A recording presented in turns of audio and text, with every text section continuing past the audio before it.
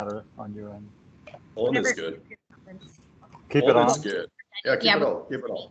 Keep it on if you can. That's nice. It's like an icing to be able to see things. No, as long as there's enough I'm having bandwidth, a that's hard time fine. getting my camera on for some reason. So, can you see me, or is it still not showing up? No, Yeah. huh? I'm gonna try. Can't see you. I'm gonna try to join one more time and see if that fixes it. Here we go. Okay, Right we'll wait back. for you. Yep.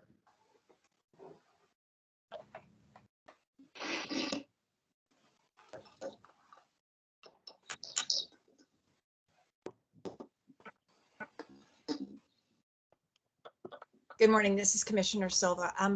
Could we ask the presenters to not be on video, because then more of the commissioners will be on video.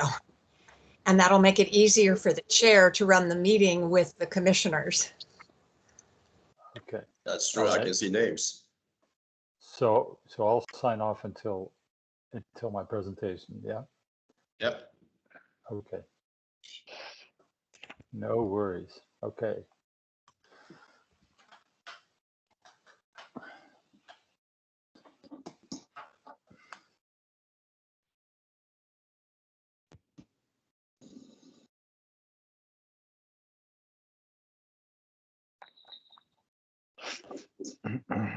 She's back. Yes. Let's see.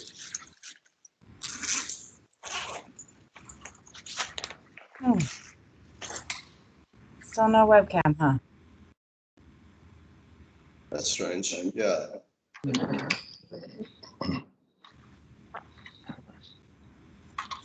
All right.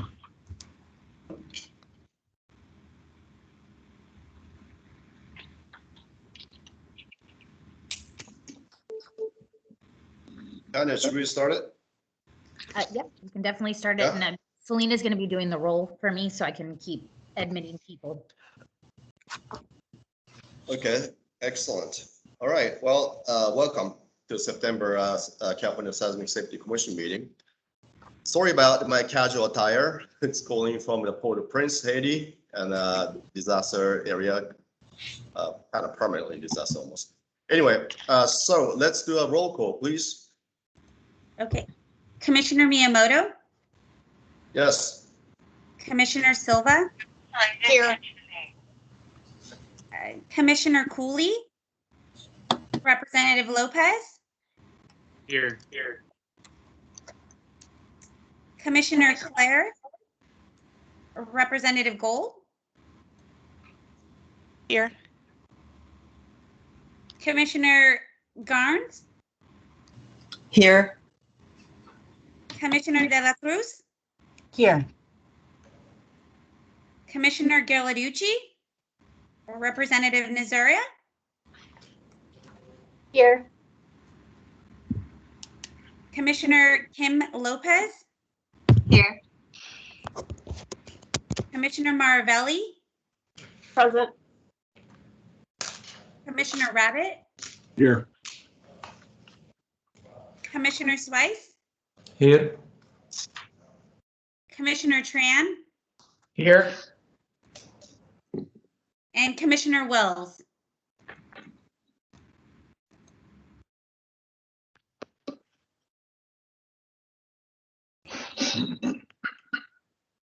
We have a quorum.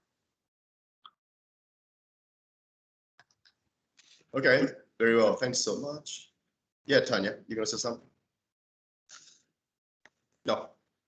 Okay, thank you so much. So we will start it. First, we'd like to make an introduction of new commissioners. There's a four. So let's see. It's if I pronounce wrong, could you correct me, please? It's June Kim. Is this correct? Hi, it's June. You got it right. So June Kim Lopez. Nice to meet all of you. I'm very honored.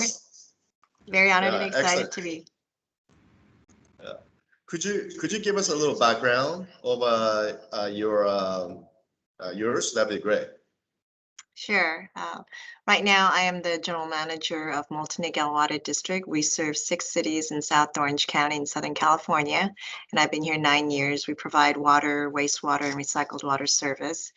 Prior to coming here to Multi-Niguel, I got a chance to work throughout the water industry in Northern California, Southern California, both rural and ag community, urban, variety of agencies, private and public. So I had a really good fortune of seeing a broader landscape of water infrastructure and planning throughout California.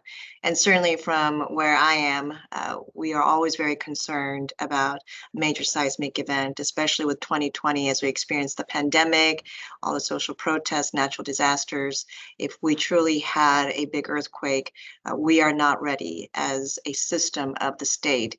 And a lot of our infrastructure is out of sight. And so you have over 3,000 water providers just in the state of California of all different sizes and shapes. And not everyone is prepared to weather through these kinds of disasters. So I'm really interested in learning about the efforts and the resources, but also connecting all the dots that are out there to ensure that in a very significant seismic event, that not only our infrastructure sound, but also our economy, particularly related to the Delta. And prior to getting into the water industry, I was actually a police officer.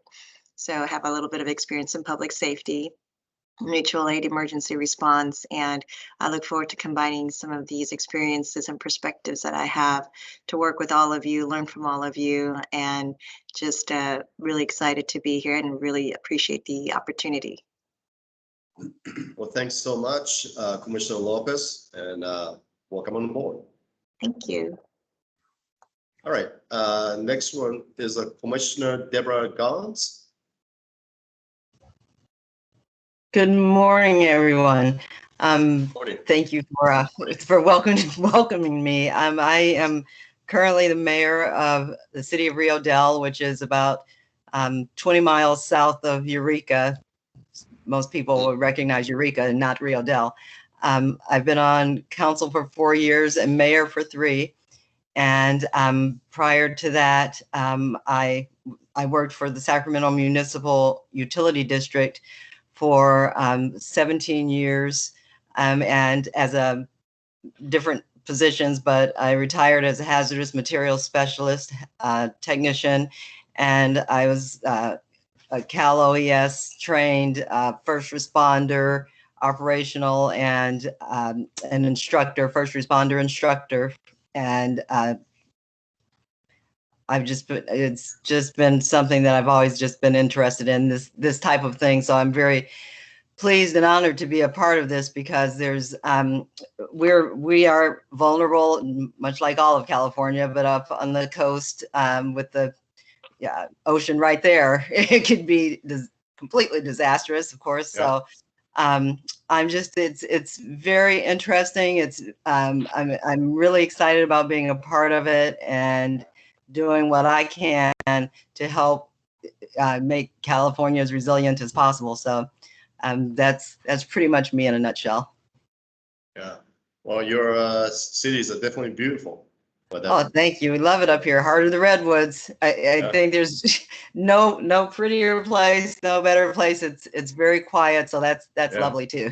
Yeah. After the heat of Sacramento, that 105 in Sacramento yesterday was ridiculous. Well, thank you, Commissioner Garland, and welcome aboard. Thank you. Yeah. Next one is Commissioner Vincent Wells. I'm sure Vincent's here. Tanya, I think Vincent. I'm here. Can you guys hear me? Can you guys hear me? Yes, we can hear you. Oh, okay. All right. Good morning, everyone. Yeah, my name is Vince Wells, and I'm just a recently retired firefighter. Retired like a week before they turned all the lights off last March, and got 26 years in the fire service. I worked at most of my time was in Contra Costa County, where I did 22 years there, but I worked at Port Cal Fire first. I was a seasonal firefighter, and then did a short time at the Livermore Lab, and then the city of Fairfield, and from there I went to Contra Costa, and like I said, just recently retired. I've been the local 1230 as our union, and I've been the president for that organization for Contra Costa firefighters for since 2008. I was on the board almost my entire career, and I also sit on the state California Professional Firefighters. I'm the 4th District Vice President, and so I'm responsible for Santa Clara County, Alameda County, Contra Costa, Napa, Solano County, and Marin, and Sonoma County. That's my area of jurisdiction for the state organization.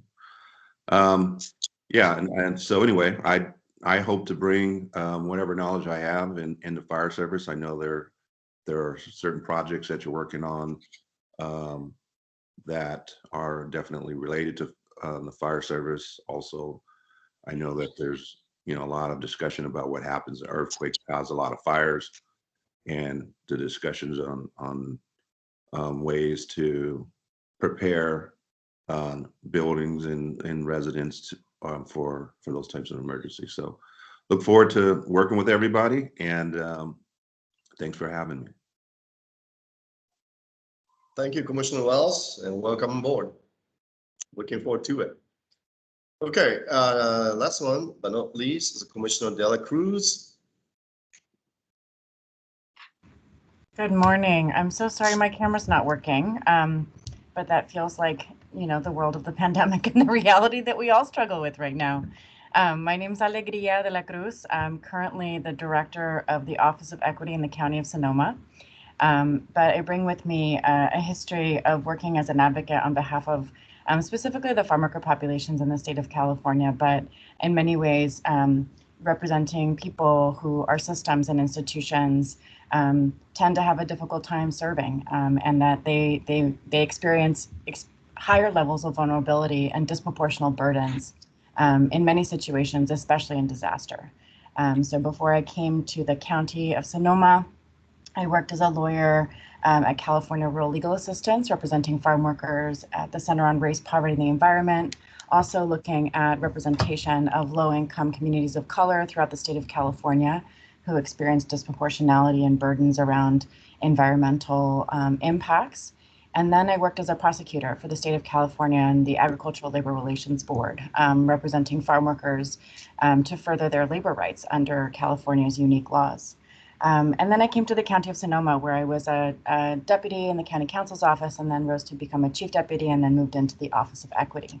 A lot of the experiences that we've had in Sonoma County and being a frontline climate change community have really unmasked the ways in which communities of color and people who are poor can experience increased and disproportionate burdens during disasters, and that those burdens and that disproportionality actually impacts the health and safety of the overall community. It's a fundamental tenet in equity work that your systems are only as strong as they are able to serve those people who experience the highest level of vulnerability in your communities. And so that's a lot of the work that the Office of Equity at the county has really launched into, is looking at the ways in which we can shine more light and drive additional resources towards making sure that our entire community is healthy and safe, because we've focused on the folks who need us the most. So I am a California girl through and through. I think I told the story to staff when I joined around when we first moved to Boston, and when I was in 6th grade, the first time that there was a fire drill, I put my hands over my head and crawled under my desk like a good California girl does during an earthquake drill, and everybody was like, "Girl, what are you doing?" And I was like, "I'm doing an earthquake drill because I'm from California and I know what to do." And so I'm really just thrilled to be working with such amazing people who I am going to be so excited to learn from and to share with the ways in which California is uniquely situated to really be expert and excellent in the way that we respond to disasters, specifically around earthquakes in our state. So thank you so much for the opportunity to work with you. I'm really excited to do this job with you, and I'm excited to serve with Supervisor David Rabbit, who has really just been such a leader in our county for so many of the things that I talked about earlier around equity, and excited to have our county with its unique circumstances and some of our challenges, really helping to lead the state through difficult times. So many thanks. I'm looking forward to working with you. Thank you so much, Commissioner De La Cruz. We'll be really looking forward to working with you. Welcome on board. Just quickly, so as you know, I'm in Port-au-Prince, Haiti right now, and some of you guys see that white. This guy is the Port-au-Prince, Haiti. Well, this is actually our business. This is our business to actually respond to the disasters globally. And actually, I was living in Haiti from 2010 through all the way to 14 when the first earthquake hit. And so that's actually the job. And here, what am I doing here is we are actually working with the Haitian government, the government public works, funded by the World Bank and the UNOPS. And so that agency is responsible for essentially damage assessment and reconstruction of it. So we are training the set up the protocols and damage assessment, which actually we set up in 2010. So it's this time much faster. Actually, they are much more trained. It's ready to go. So that's a huge difference I see from 2010 and 14. That's a huge progress here. And also the technology components. Now this whole damage assessment and the combination of a repairability assessment is combined. So much more actually advanced form. And that it's an app which we didn't have back then. And then we just download the app and it has the ArcGIS format to collect the data throughout the real time. So plan is next week, Public Works will deploy about 200 engineers in the field initially. And assessment need to assess about 130,000 objects in the next 3 month time. So that's a plan right now. So I'll be living in Haiti for a little while. And just let you know, but sounds like a connection's good. So it's still, I can run a commission meeting from here. One of the interesting point is the NASA JPL, this commission being collaborating with to develop the remote censoring the satellite so-called damage assessment maps. So they provide the for the Haiti damage components map, and it's been very useful. So essentially, we are plan out how the damage assessment is going, especially at the very remote area. Understand the location of landslides, understand the potential damage concentration. So it's a great planning tool. So this is something that we're going to have much more detailed outcomes comes up next probably 4 weeks or so. So I'm prepared to do more formal presentation coming November meetings. So that's it for me. So let's. Do you have any questions or comments to myself or new commissioners? All right. Is Mike and Tim is on the call, Tanya? I haven't seen them just yet. Oh, really? Okay. If they come, let's have them to present. Actually, the Mike and Tim, they are commissioner.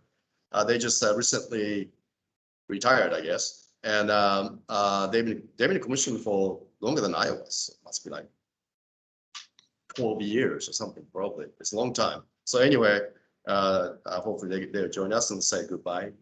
So, all right. So first agenda is The minutes. agenda number 4. Yes. Oh, 1 minute. Minutes. Okay. So yeah, listen here. So for the May 13, 2021 meeting minutes, everybody probably have it already sorted.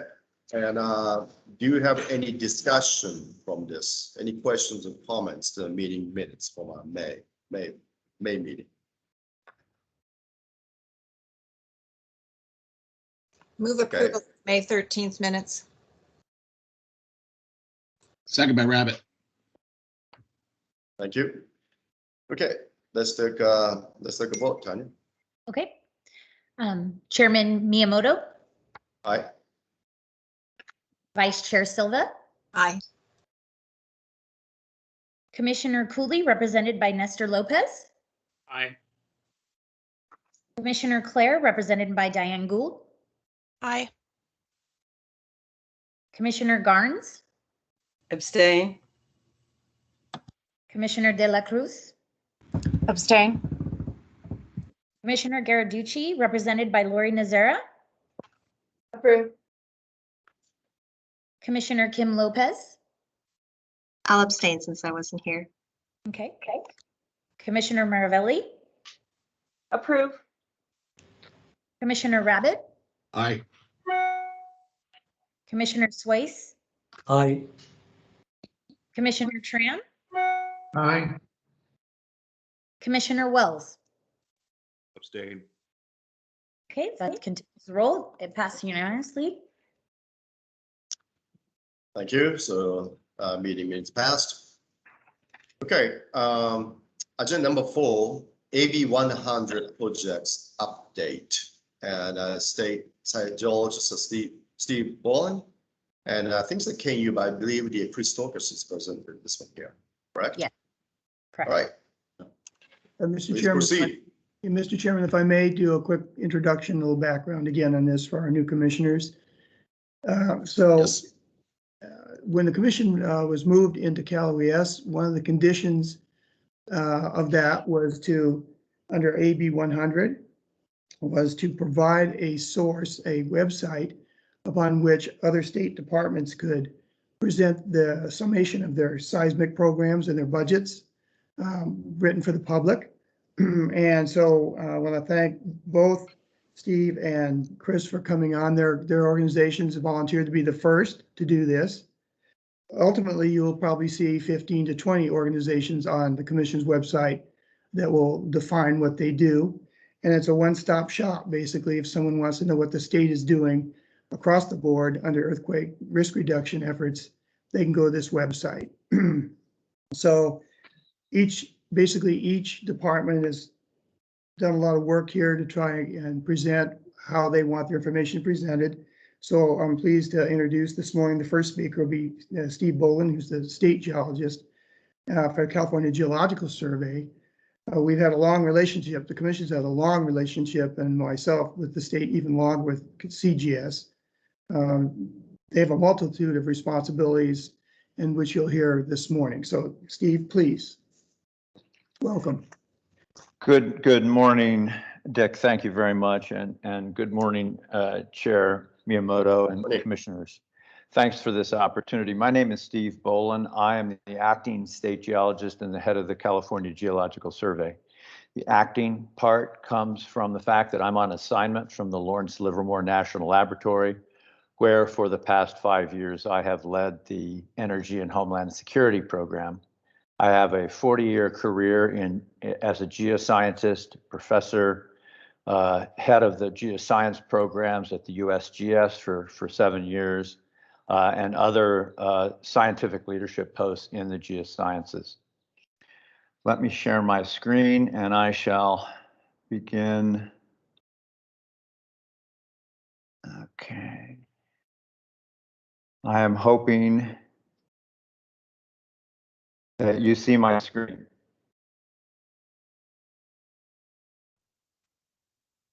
Dick, Yes. do you see my? Okay. Yeah, Yes. perfect. Okay, good.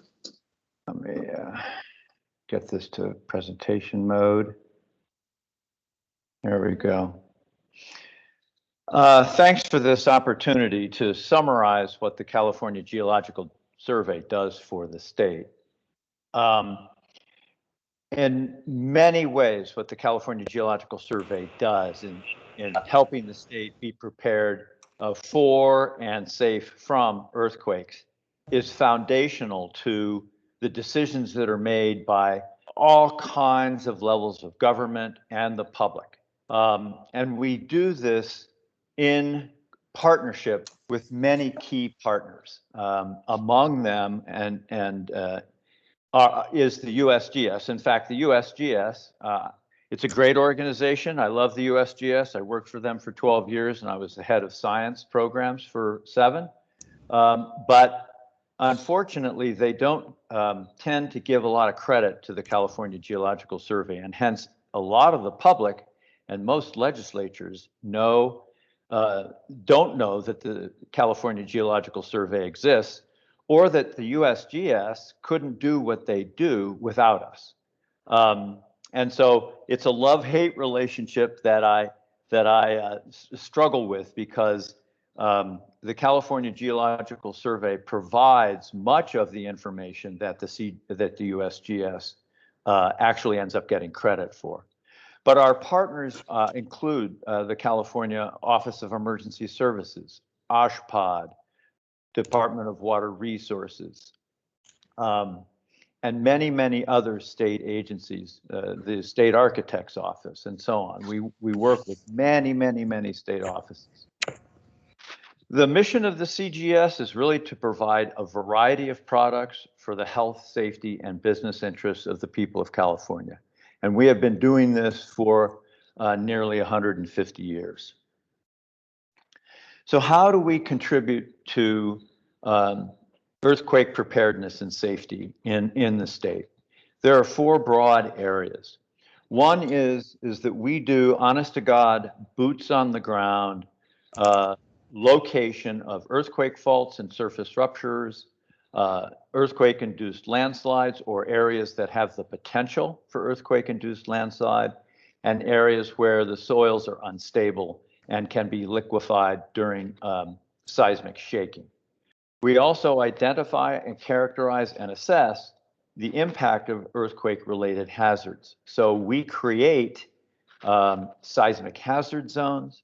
We create that are on maps. We create the so-called Alquist-Priello fault zone maps, which identify Holocene, that is recent, or faults that actually rupture the surface. And these provide the foundation for a variety of regulatory efforts by local and county agencies. The state is constantly monitoring earthquake activity, and this provides emergency response with detailed information about where the strongest shaking is, and also provides the engineering community with information necessary for the development of resilient structures that are resilient to earthquake shaking.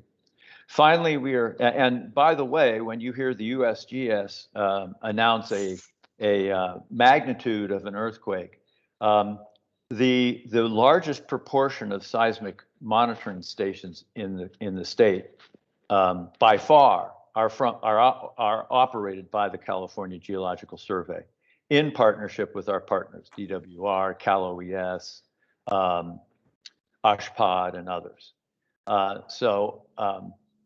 That's a little known fact, and it grates on me every time I hear the USGS take credit for things that other people are doing. Finally, earthquake information and post-event information clearinghouse. The California Geological Survey is responsible for standing up a clearinghouse of information. This is in the event of a major earthquake. A large number of organizations, both state and federal, come together in a clearinghouse format to share information. This is as many as 25, 30 agencies working together. Everything from documenting the event to helping local agencies, local building inspectors, and so forth, and everything in between. And the CGS is responsible for setting up that clearinghouse so that there is a clear, steady stream of verified information coming forth to the public. We are also heavily involved in various events that raise awareness of earthquake preparedness and how people can be prepared. As I like to say, how well one survives an earthquake depends fully on how well one prepares. So very quickly, let's talk about locating seismic hazards. This figure shows the Ukiah. The town of Ukiah is in the lower left, and surrounding area, and identifies all kinds of potential earthquake hazards. Over on of course, you see a dam, the dam that creates Lake Mendocino. So there's a major hazard there in terms of the safety of that dam, the structure of the dam, and we monitor some 80 dams in the state in conjunction, and also in partnership with DWR. Potential for large landslides. Were a large landslide to occur and dump into Lake Mendocino, it would overtop the dam and then descend on the community immediately below. The community is built on soils that are susceptible to liquefaction. And of course, there's a major earthquake fault running right through the town, which is capable of spawning magnitude 7 earthquakes. These are the kinds of data that are found by geoscientists going out and actually walking the ground. They may look like rocks to you, but those rocks tell a story about the seismic history, the geologic history and the seismic history, and then are the primary information that goes into understanding earthquake risk and the level of earthquake risk and what has to be done to be prepared. Just to drive the point home further, on the right is the satellite photograph right below the dam, and you can see how close a major fault is to the dam and the relatively heavy population density in that area. So there are many values at risk that need to understand the level of risk and how to be prepared in the event and what to do in the event of a major earthquake. These foundational pieces of information go into these assessments and preparations by local emergency services. In addition, we also, as I said, identify, characterize, and assess earthquake hazards. We are responsible for preparing maps that show delineate seismic hazard zones. These are specific regulatory zones, which then require special assessment and investigation for people wanting to build in these areas. And as you can see, this is a map of the North Hollywood area and the identification of seismic hazard zones, in part because of faults, in part because of liquefaction zones, and in part because of landslide hazards, all of which can conspire to destroy structures and kill people. So again, this is the kind of work that we do. We're responsible for these maps all over the state. And as I said, they require a fair amount of detailed on-the-ground geologic assessment work. This kind of information goes into various models for loss assessments. On the left, you can see the earthquake shaking potential with the higher potential in reds and pinks.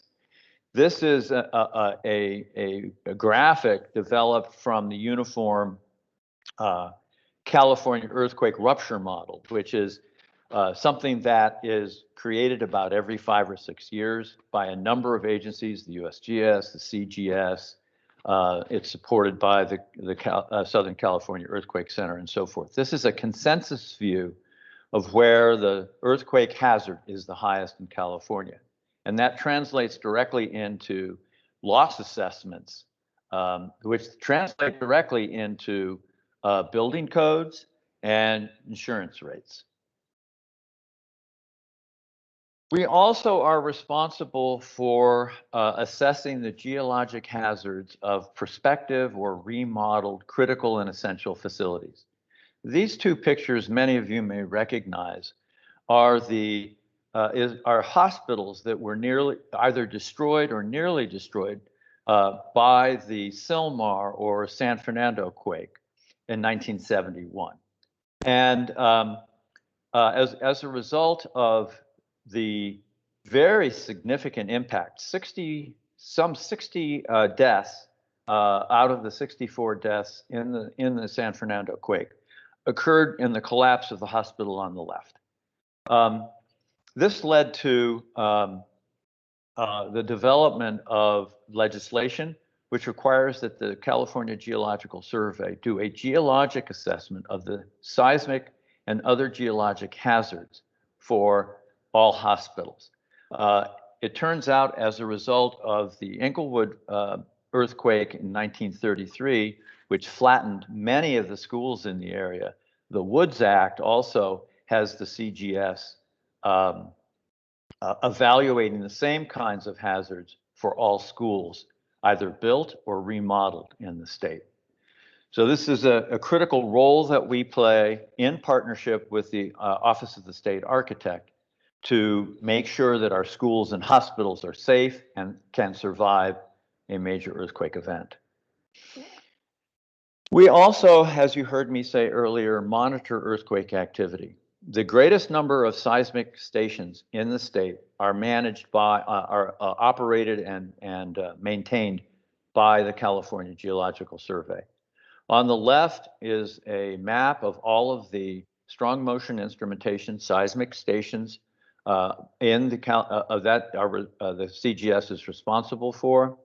The reds are building. We instrument some 280 buildings of different kinds. The white circles are bridges and dams, and the blue circles are what we call ground stations. They're the free fields. They record the seismic shaking in areas away from structures. So we are constantly monitoring. We work in close coordination with the California Office of Emergency Services. Our teams work extensively together. When there's an event, we are on the phone immediately with Cal OES, explaining the significance of the event and its shaking and how far the shaking occurs. The figure on the right is a compilation of all of the earthquake information obtained by the strong motion instrumentation system in the state since its inception in 1980. And obviously the red colors are the areas where there are the most earthquakes, which is no real great surprise to those of us living in California for any length of time.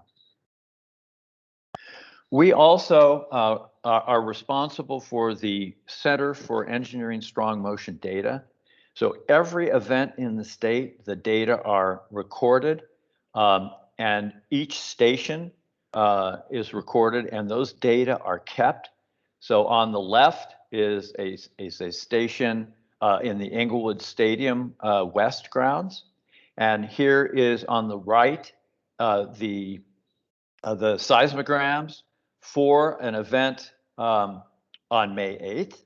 And you get you can get all the acceleration, the velocity of the displacement. So the amount of displacement, how fast it happened, and how what accelerations. All of these data are archived and available to the public, most importantly to seismic engineers who use these data for the development of earthquake-safe structures. We are also responsible for the creation of ShakeMap in partnership with USGS. This is a primary tool for emergency responders so that they know this map is generated within a few minutes of any earthquake above magnitude 4 in the state. And it provides a good guide for emergency services to know where the greatest shaking was and how extensive potential damaging earthquake waves propagated. We are also, as I said, responsible for the organization of what's called the California Earthquake Clearinghouse. During a major event, and here you see pictures from the Ridgecrest earthquake response, so a little over, 2 years ago. The Ridgecrest, really an interesting series of earthquakes. The initial shock of mid-6 range of magnitude was then followed by a magnitude 7.2. That's a little bit unusual that the first event is a foreshock to a larger event. It certainly happens. But this is a very important effort that provides the public and local and regional agencies the information that they need that's developed in a way that it's verified and consensus information is delivered to key decision makers in the time immediately following an event. So the data, all kinds of data are collected for scientific purposes, but the data are also collected and analyzed and assessed in order to inform emergency services, building inspectors, and others with timely and accurate information so that they can make decisions appropriately. The commission was gracious enough to give me some time to talk about what the future looks like at a previous meeting earlier this year. And I just wanted to emphasize that where we are now is not where we need to be. We are working, Cal OES and the USGS and CGS and others are busy working, building out the real-time warning system. That is CGS's role is with support from Cal OES is installing upgraded seismic stations that report in real time so that under the right circumstances, people can have warning of advanced warning of impending seismic shaking. One of the challenges, of course, is that we have very large seismogenic faults in urban centers, and therefore, when those events occur, the warning system will not be useful. It's the analogy is if you're standing outside in a thunderstorm and you hear the thunder and see the lightning at the same time, that means the lightning was very close and you don't have any time to react. If you see the lightning and then hear the thunder a certain number of seconds later, you have time to react. That's sort of the way the system works. But we're also entering a phase where high quality computer modeling of site response, how areas in certain given certain geologies respond, and how seismic energy enters buildings and is dissipated in buildings, that affords us the opportunity in the not terribly distant future to be able to evaluate remotely whether a building has exceeded its engineering design and therefore can be assessed and can get back to service. And that's true of a building, a bridge, water treatment systems, and so forth. And these will take a larger number of sensors reporting in real time and the integration of high fidelity models, which are they're coming. They're being developed, and they're starting to become very robust. So the future of the state towards having truly resilient structures and minimizing the economic impact by being able to assess critical infrastructure and get it back online rather than having engineers go out and look and study and ponder.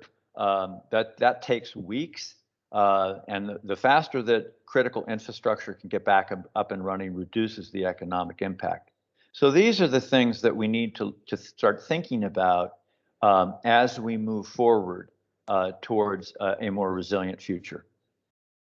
Thank you very much for your attention, and I'm happy to take questions. Well, thanks so much, Steve. It's been very, very interesting discussion here, and I didn't notice so much things you guys do. It's fantastic presentation, and thank you. I think Commissioner Lopez has the comments. Yes, thank you, Steve. That was a great presentation. My question was, you talked about you partner with DWR and they have information about the major state infrastructure. But I was wondering in terms of the individual systems throughout the state, because there are so many of us, almost 3,000 systems of all different sizes and shapes, and most of our infrastructure is below ground. How much of that information are you able to put into your models and your efforts to kind of assess on the ground impact if the water and the wastewater infrastructures will fail? So at this stage, hang on, let me, at this stage, we are not in a position to do that, Commissioner Lopez. That's going to require the installation of a larger number of sensors. There's a lot of information from just the stations that exist, but what you're talking about in terms of, and what I was talking about what the future looks like, is the installation of a much larger number of relatively low-cost sensors so that individual systems can be monitored, and the technology is there. You know, one of the challenges we have in earthquake preparedness is that funding always comes after a big event and after structures are destroyed.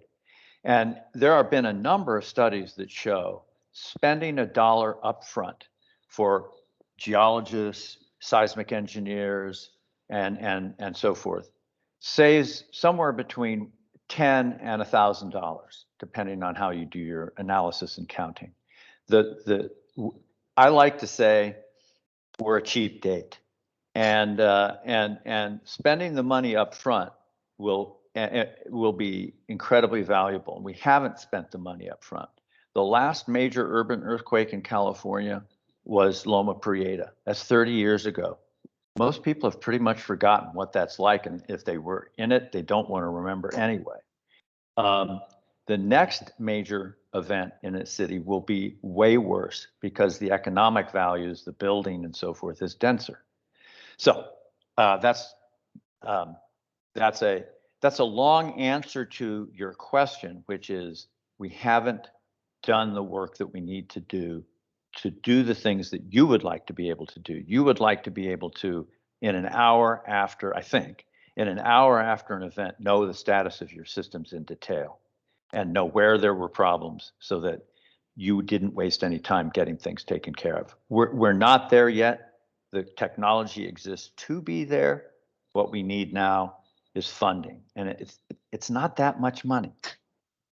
So has there been discussions about needing to get to that point? There have been. In fact, Director Ghilarducci and I actually had a meeting 2 or 3 weeks ago in which we started to discuss these issues. You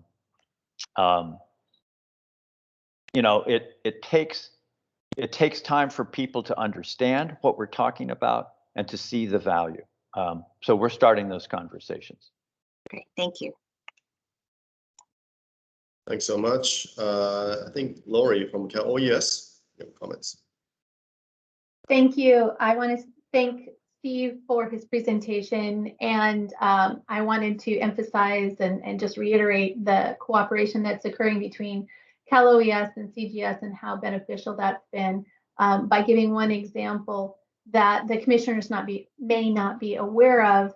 At Cal OES, we run a duty officer program. So each and every day, 24/7, we have an earthquake duty officer monitoring any seismic activity in the state. And if it rises to a certain level, then we create executive reports that can stay internal to Cal OES or go out externally to the highest level of government. And CGS has been a great partner, and they have provided us information because we have to deal in seconds and minutes, not hours, when it comes to that information, so that we can have emergency services and first responders activated at a moment's notice. So Steve and his staff have helped us work on even trimming seconds off of that.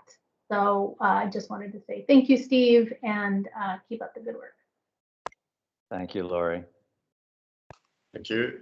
Commissioner Silver.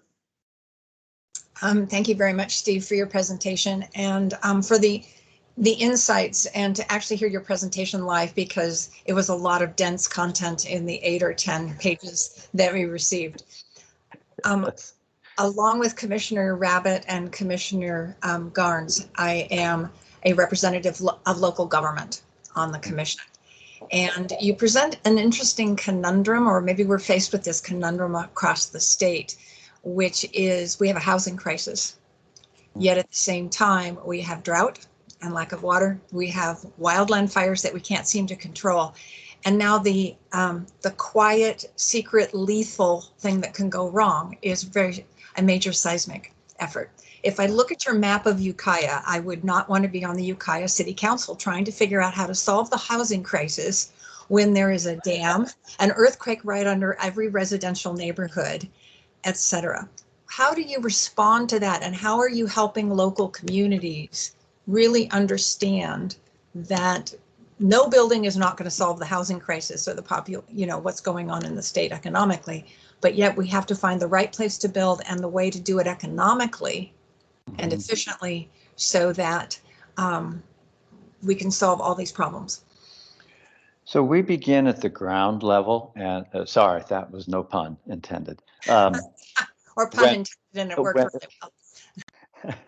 When we create maps, we sit down with the local community, local emergency services, and so forth. As you may or may not know, the CGS is in the process of releasing tsunami hazard zone maps, and prior to the release of those, we meet with, sometimes multiple times, the local counties, towns, cities, emergency services, and other personnel, so that they understand the maps, they understand the significance of the maps and the potential impact. And we do this when we release seismic hazard maps as well.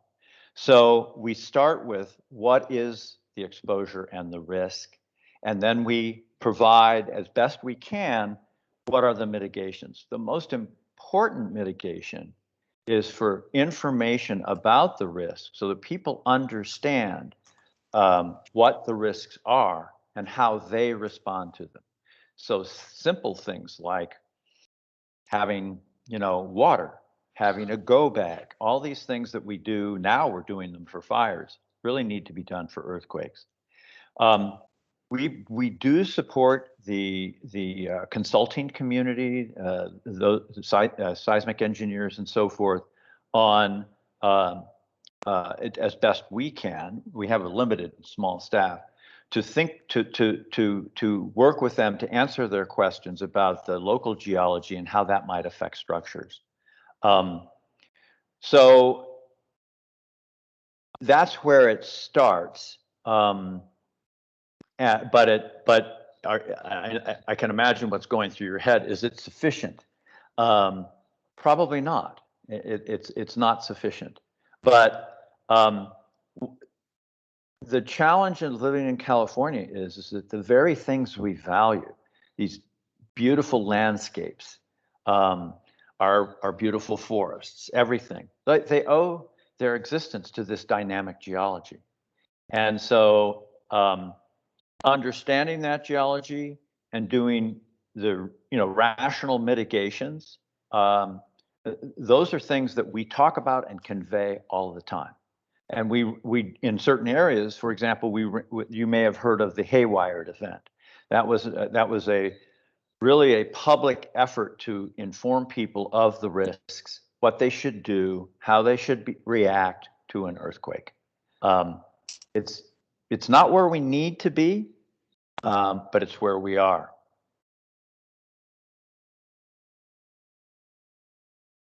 Okay, thank you. It's okay, Cindy? Okay, Commissioner Del Cruz. Thank you. Thank you so much for your presentation. It was really fascinating.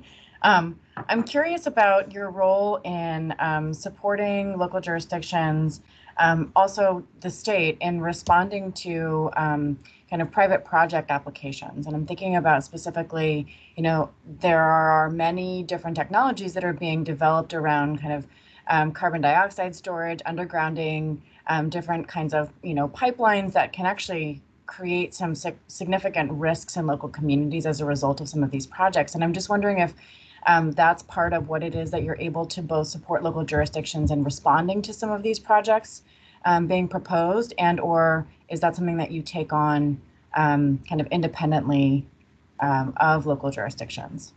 So we are often asked by local jurisdictions to comment on these projects. Sometimes it comes through the formal, CEQA process. And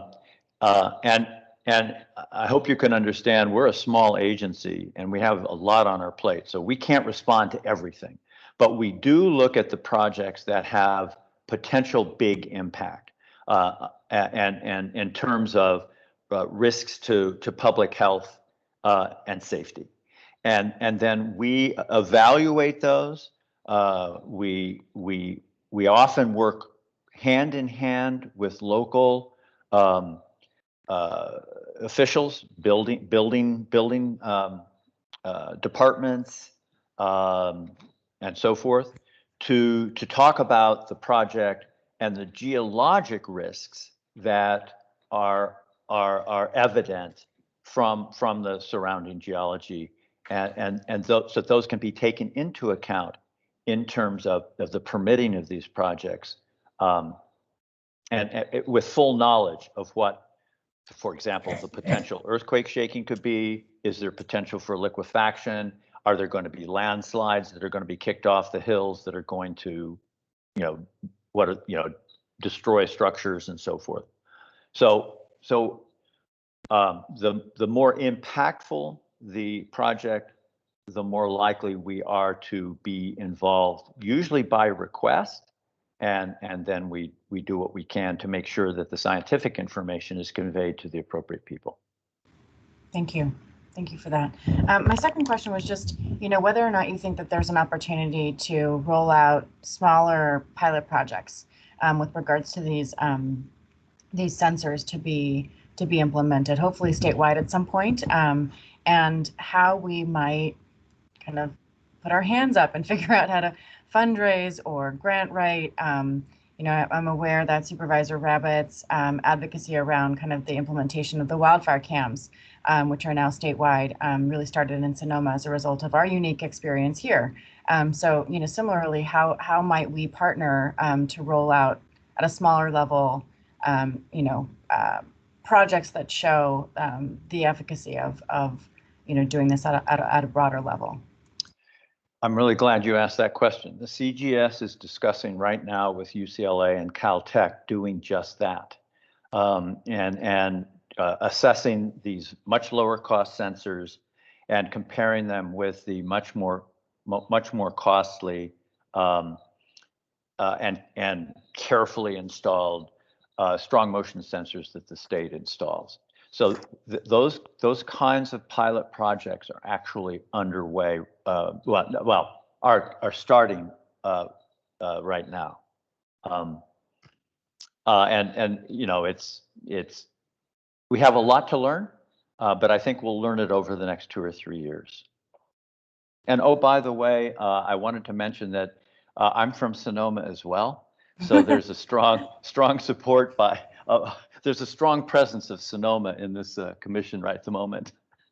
Well, wonderful. Thank you so much for your work. We are a frontline community, and so I think there are many things that we can pilot with some, to reflect that unique position that we sit in as a frontline community. So again, thank you so much for your work. I appreciate the great answers to my questions. Thank you. Thank you, and I'm a local resource, Commissioner. Excellent. Thanks so much, Steve. Any other commissioners, any comments or questions? Commissioner Rabbit. You're on mute.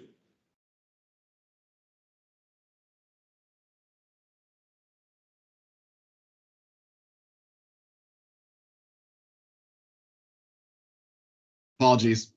I was trying to get my hand raised there. Thank you for the presentation. Appreciate that. Appreciate the Sonoma connection as well. As we've learned, unfortunately, in our county, I was going to make one comment, and you showed Lake Mendocino. And so as a supervisor here in Sonoma County, I'm also director of our water agency, Sonoma County Water Agency, and we co-manage that lake. There's very little water in it right now to have any kind of failure of a dam. So that's one good thing with the drought.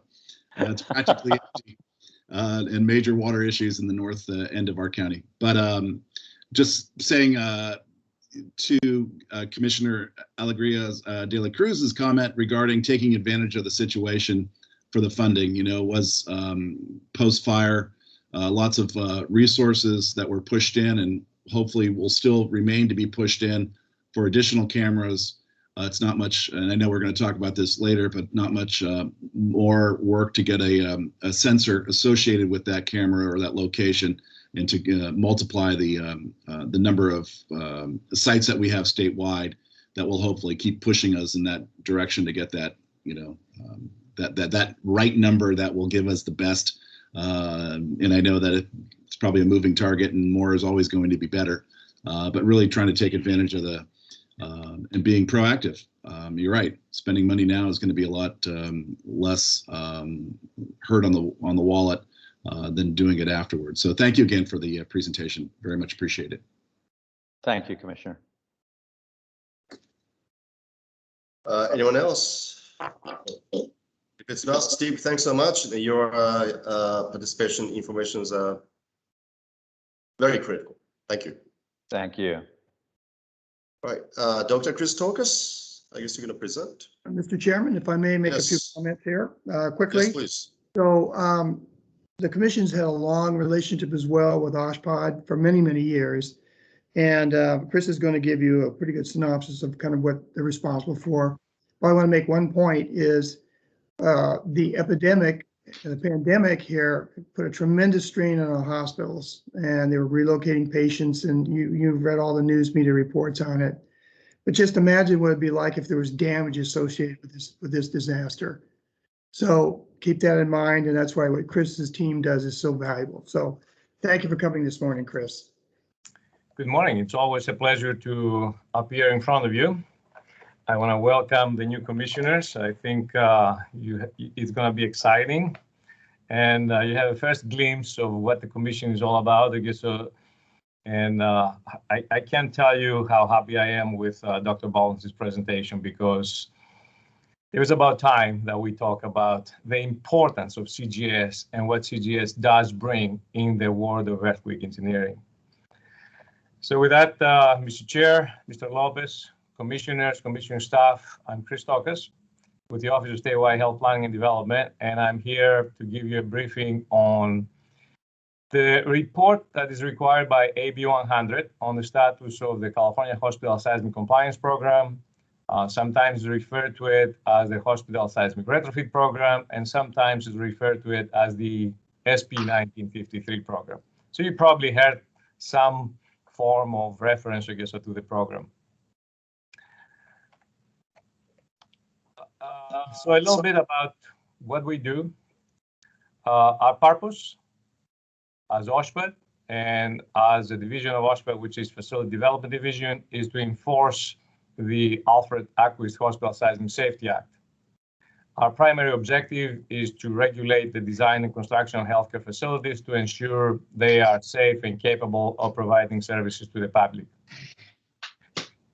As Mr. McCarthy said a minute ago, I guess so most of you are familiar with the, again, Hospital Seismic Safety Program.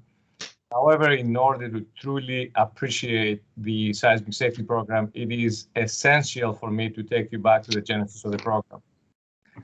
The Seismic Safety Act was enacted in 1972, following the 1971 San Fernando earthquake, where several buildings, hospital buildings in this case, sustained very heavy damage or collapsed. And Dr. Bollins showed you, again, some critical facilities that they totally collapsed, and also, I guess, enumerate the number of people that lost their lives, I guess, in those buildings.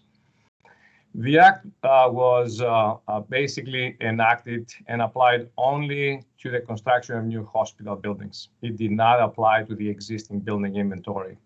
It applied also to alterations or remodels of existing structures, but not, I guess, so basically touching the existing building inventory. Those buildings were exempt from the auspices of the act.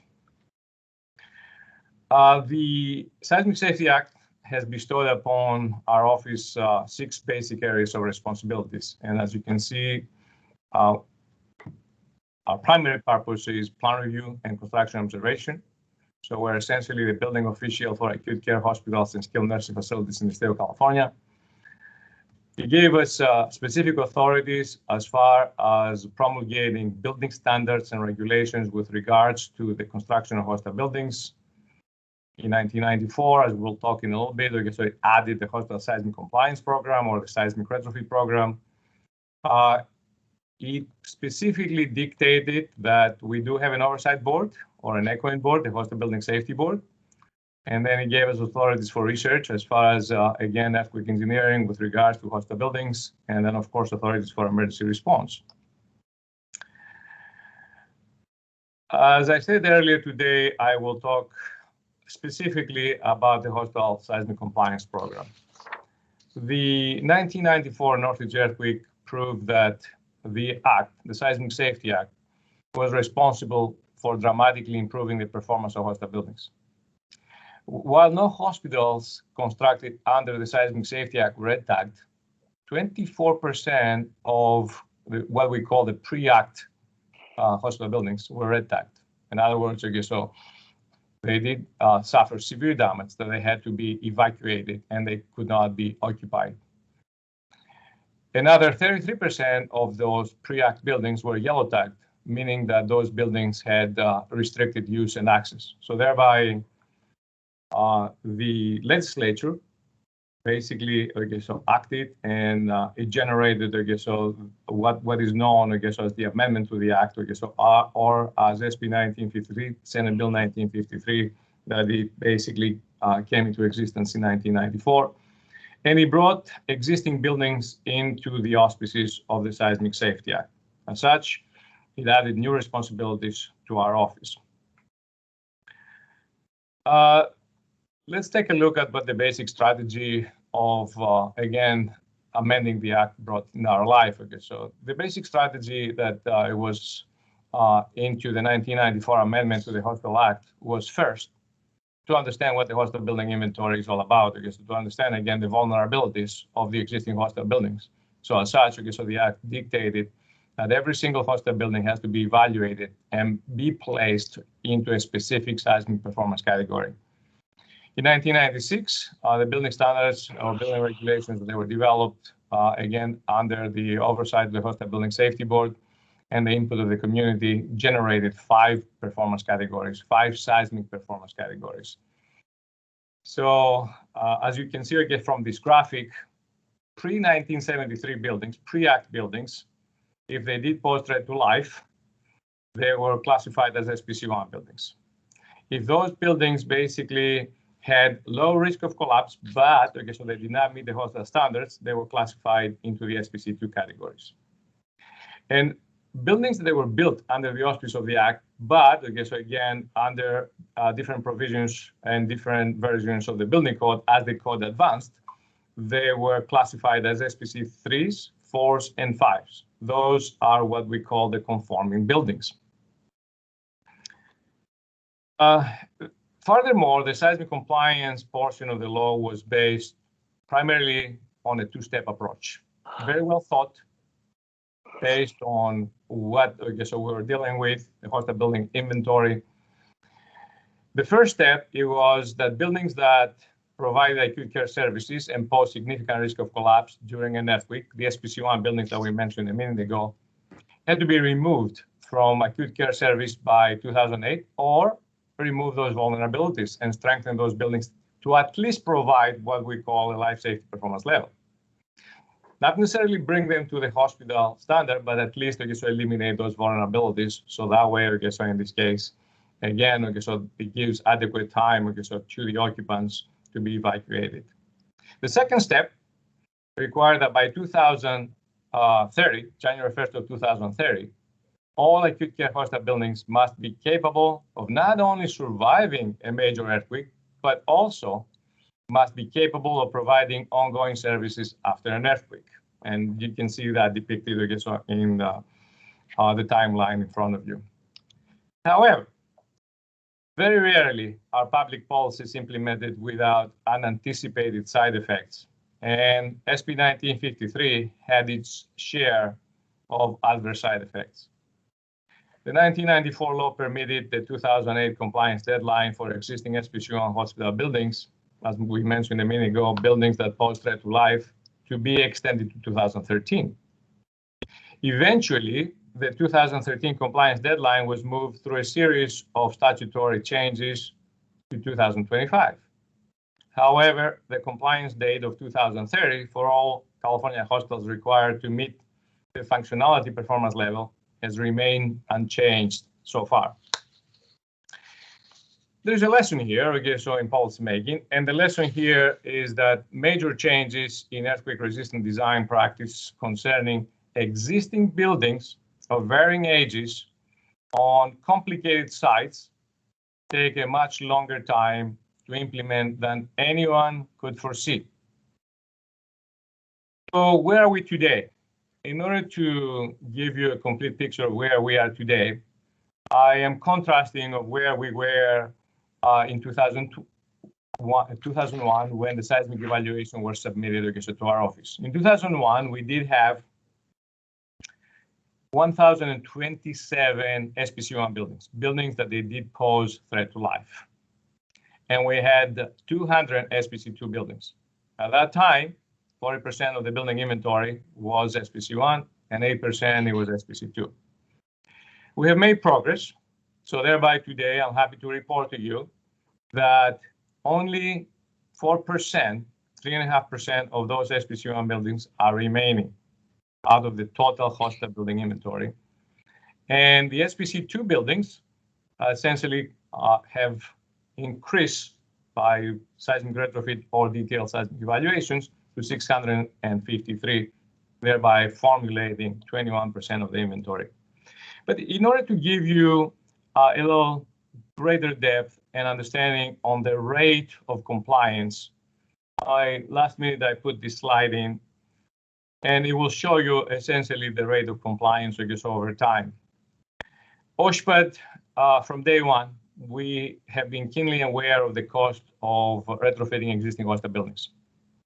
And thereby we attempted to always be on the top of the national standards, always on the top of the latest and the greatest when it comes down to existing building seismic retrofit means and methods, and require only the absolute minimum, and thereby gave much flexibility in order to achieve compliance. OSHPD has looked for ways, as I said a minute ago, to lessen the impact of the seismic retrofit program without jeopardizing safety. That has been achieved by constantly re-examining the program and realigning it by adapting policies to provide flexibility in the form of implementation that we move forward with, or by looking forward at the national level to adapt state-of-the-art seismic retrofit standards and provide hospitals with options to meet, the seismic mandates. From what you can see, in this graphic, if we go back, in 2001 or 2007, if you will, so you can see the rate of change. You can see the rate of progress that the SPC1 buildings have made, as the number decreases constantly day by day. And some of them have been decommissioned from acute care services. Some of them have been retrofit to SPC2 level. But the victory here is, look at the green line. The victory here are the SPC5 buildings. More newer, modern buildings are coming into existence today in order to provide the services, the healthcare services that the Californians really deserve. And that's the big victory. And essentially, if you see it from that point of view, the seismic program, so essentially it was an opportunity for us, to think, can we work? Can we provide acute care services from those existing buildings?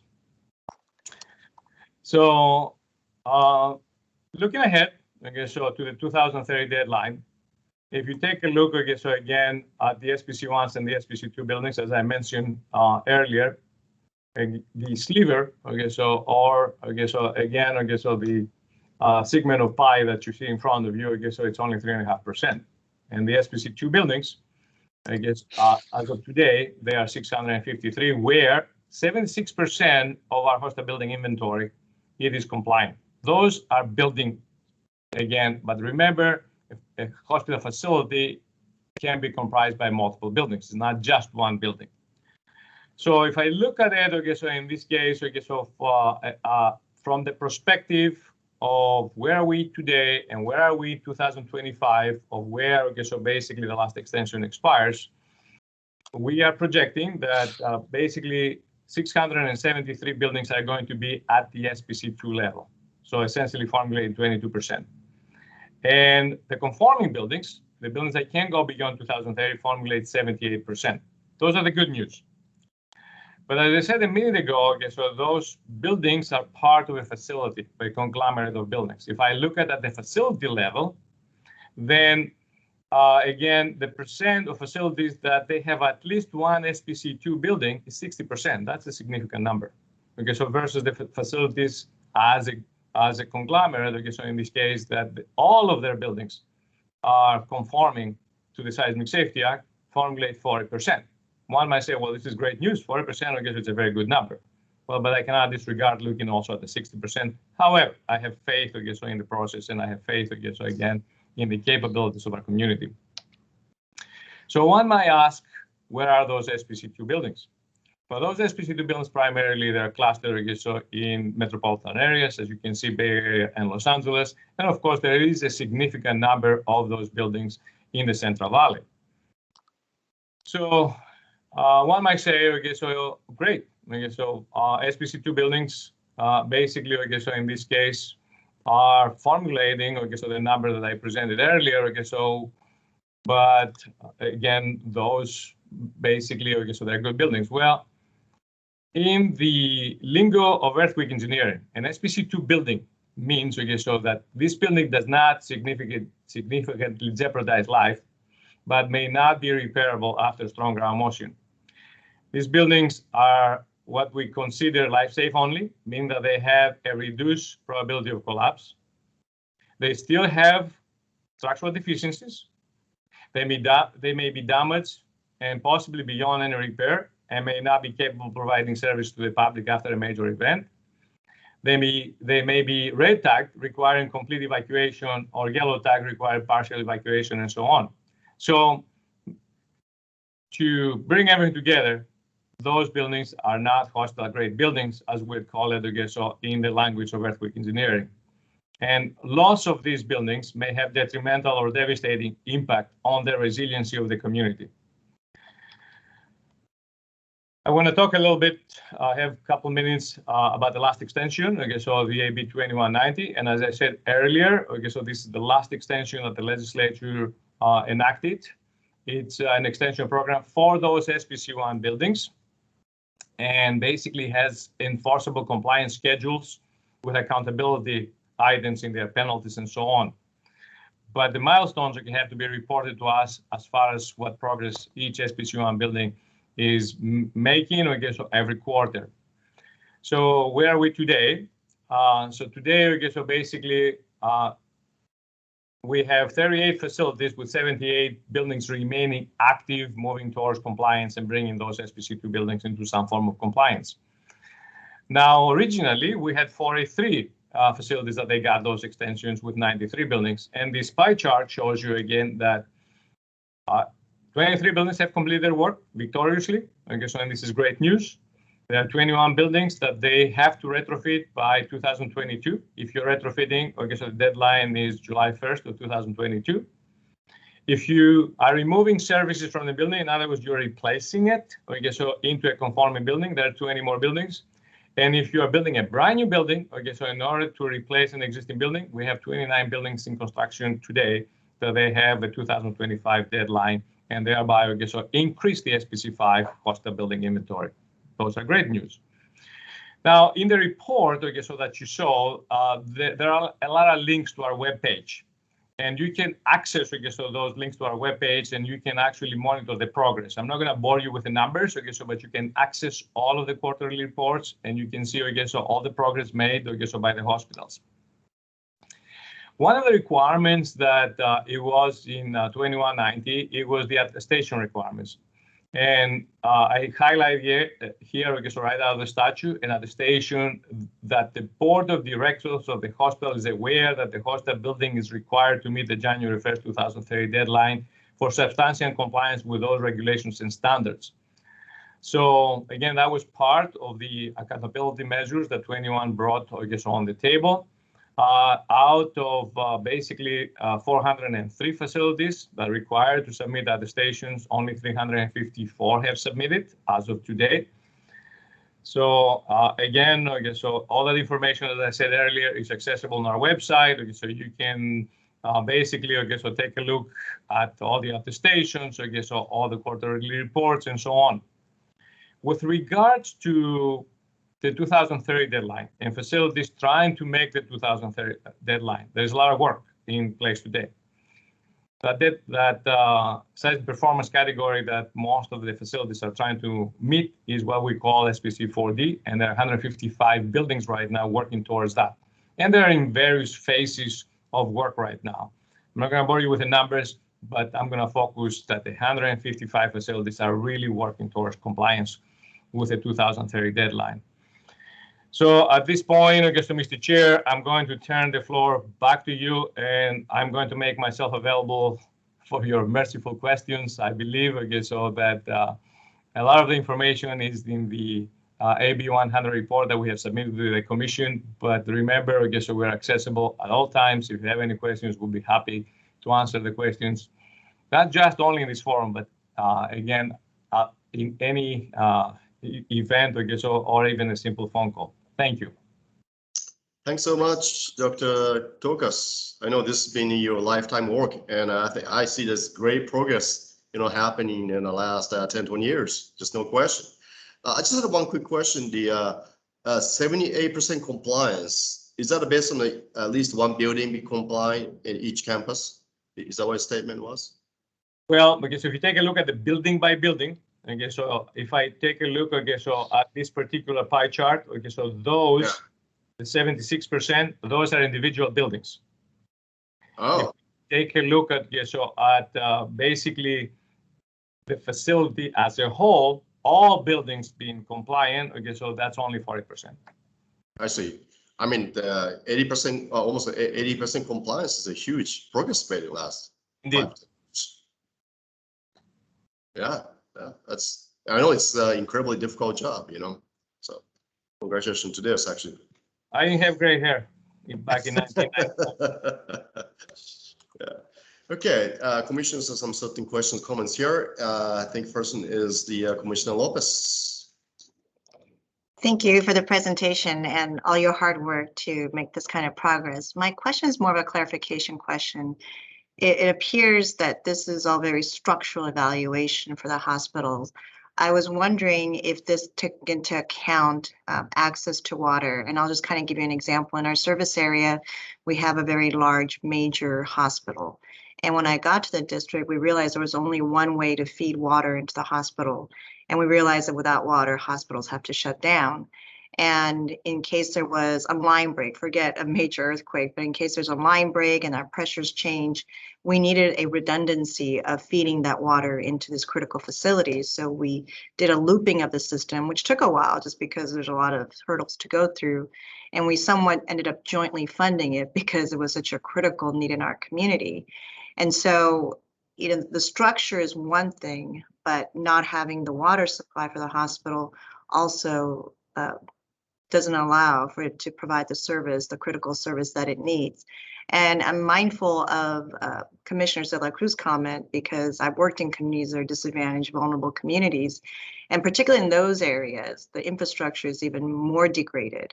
And a lot of those areas are served by very, very small systems that are not even capable of remotely monitoring their infrastructure. So I wonder with those hospitals, if there is a backup feed of water into those systems and how that was contemplated in your overall efforts. Thank you for that question. This is a very appropriate question, especially in today's environment with the drought and the problems that we're facing. Hospitals are designed to meet the expectations of the public, not mine, not the policymakers, the expectations of the public. And hospitals are a beacon of life. They shall be there during and after the disaster to provide the much necessary services that the public expects, and in some cases demands. Prior to the 1994 law, the requirement, okay, so for hospitals essentially to function as an island in the middle of a disaster, for the reason that you mentioned, because we've seen earthquake after earthquake after earthquake, the lifelines go down. The hospital is required to have 24 hours of emergency power, emergency water, and emergency wastewater containment, again, basins. For the fact, okay, so in order to function completely independently for 24 hours.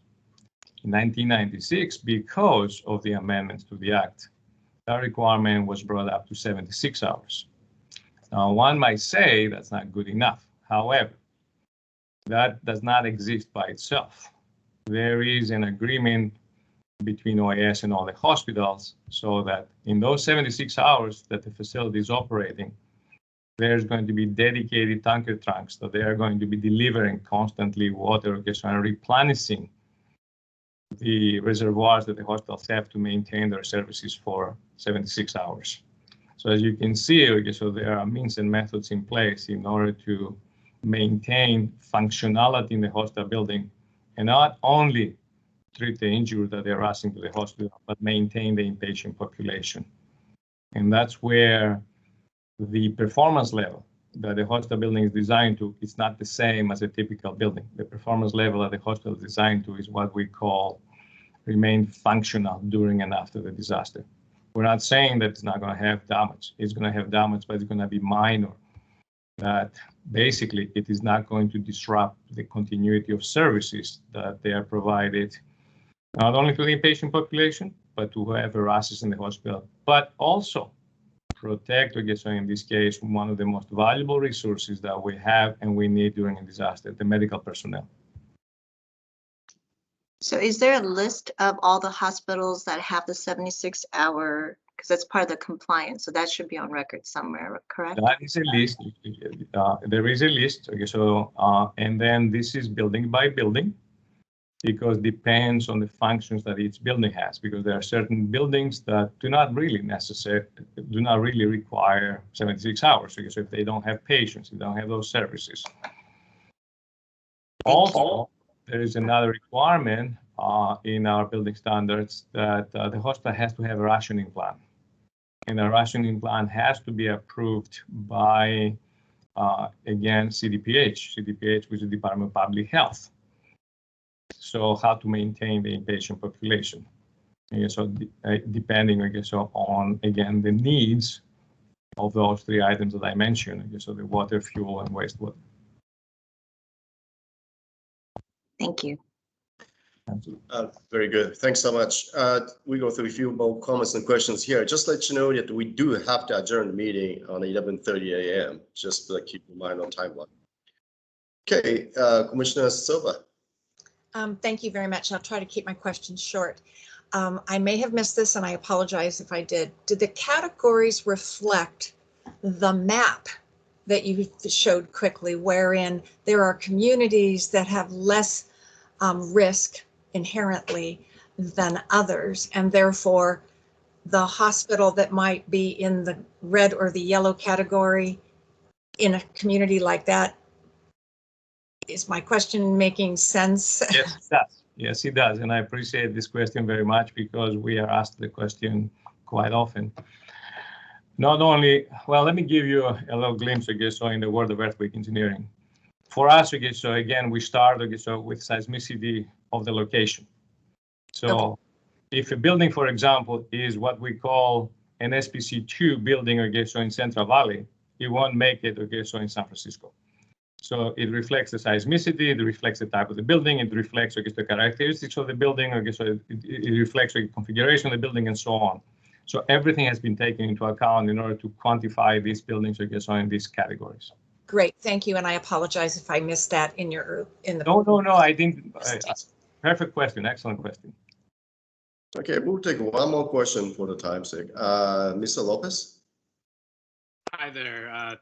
First of all, I want to thank you again for the presentation. This is really informative. I do have a question. Looking at the AB 2190 extension for the SPC1 buildings, do you foresee the need or a benefit to implementing a similar extension to bring the SPC2 facilities into SPC3 compliance, or would that be of any benefit? Well, again, I guess if we take a look at what we have today, and I was going to go back to that slide, I guess, so as far as the SPC2 buildings. Again, I guess, so as of today, there is progress. So what we are foreseeing, I guess, in the future, it all depends on the, again, rapidity of the progress, I guess, so that we are making forward. As of today, I guess, so again, all I can say is progress is made. Thank you. Very well. Well, Dr. Tokas, thank you so much. And I think you and your agency effort is definitely increasing in resiliency in California. Thank you. Always a pleasure. Thank you for inviting us. Okay, next topic. Just by the way, so we do extend the our commission meeting from 11 to 11:30. And so that would be a case here. And but however, I have to leave the top of at 11 a.m. So Cindy, if you're available, if you'd like to take over the chair components, if it's possible, lead, that'd be great. Okay. All right. Next topic is the GEM. Let's see, there is the John is on the call, I believe. So, Mr. Chairman, if I may, let me introduce the speaker again. Yes. So the commission, for our new commissioners, the commission's had a very long relationship with the Global Earthquake Model, or GEM. It's a very unique organization. We're a non-voting member of GEM, the commission is. And the GEM did 2 projects for us about 5 or 6 years ago. John's going to talk about, and Vitor will talk about some of those issues today. They're a very valuable resource for the commission's use, and they give you a very good perspective worldwide on what other nations and whether problem-solving projects are being used around the world. So, good morning, John. Thank you for coming. Great, thank you very much, Dick and Kit. It's really a pleasure to be with all of you this morning. It is getting a bit later here in France, where I'm speaking from, and Vitor Silva will be speaking from his home in Portugal, sharing the presentation. As Dick introduced to us, we've had a long-standing relationship with the Seismic Safety Commission.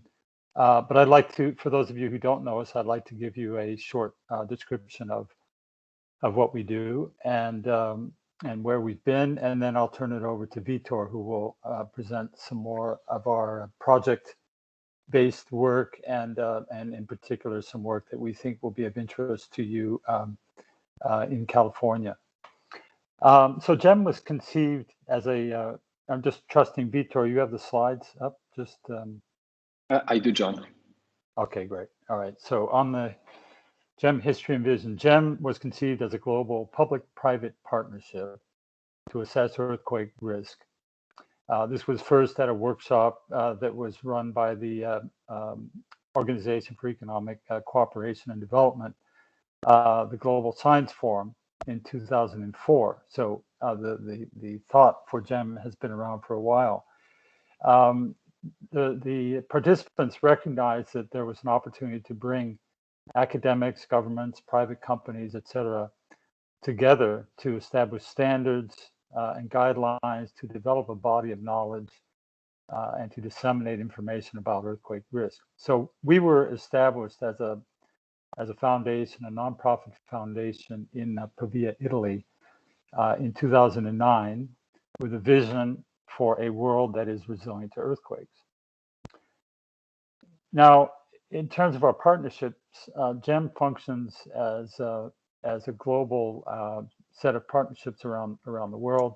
We have public sponsors that are typically government organizations, including those that monitor earthquakes and assess earthquake hazard and risk.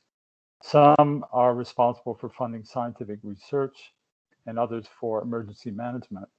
The private sponsors are typically or often insurance or reinsurance companies, risk financing companies, and also engineering companies and engineering services. We have quite a number of companies working with us that operate in California, particularly on the insurance side, and also we have a couple of relatively recent new sponsors, engineering companies that are based in California. Safe Hub, for instance, is an engineering services company that does seismic monitoring of buildings.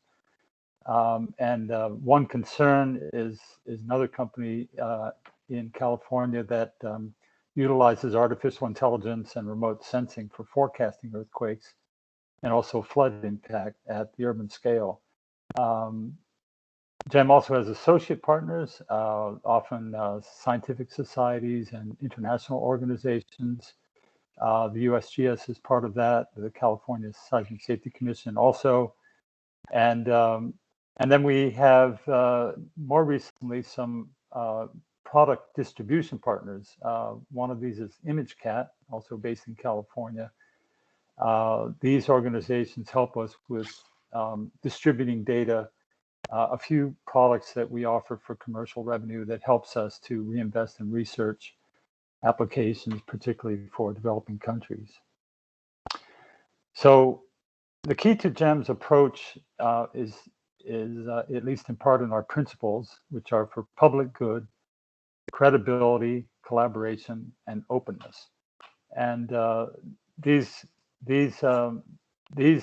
principles we think are quite fundamental to gaining the trust of our partners, to openly share data and to disseminate information, and also in getting our stakeholders to use our products and promote earthquake safety. So we try to be as open and promote openness and sharing of information as much as is possible. GEM's scientific framework is based first on the combination of hazard, vulnerability, and exposure, the building blocks of a risk model. First, the physical basis for assessing risk to buildings and infrastructure, which is along the bottom of the slide. This information is then combined to estimate the probability of physical damage and human loss for all possible future events, so a probabilistic model. In turn, then we include socioeconomic factors to estimate what we call integrated seismic risk.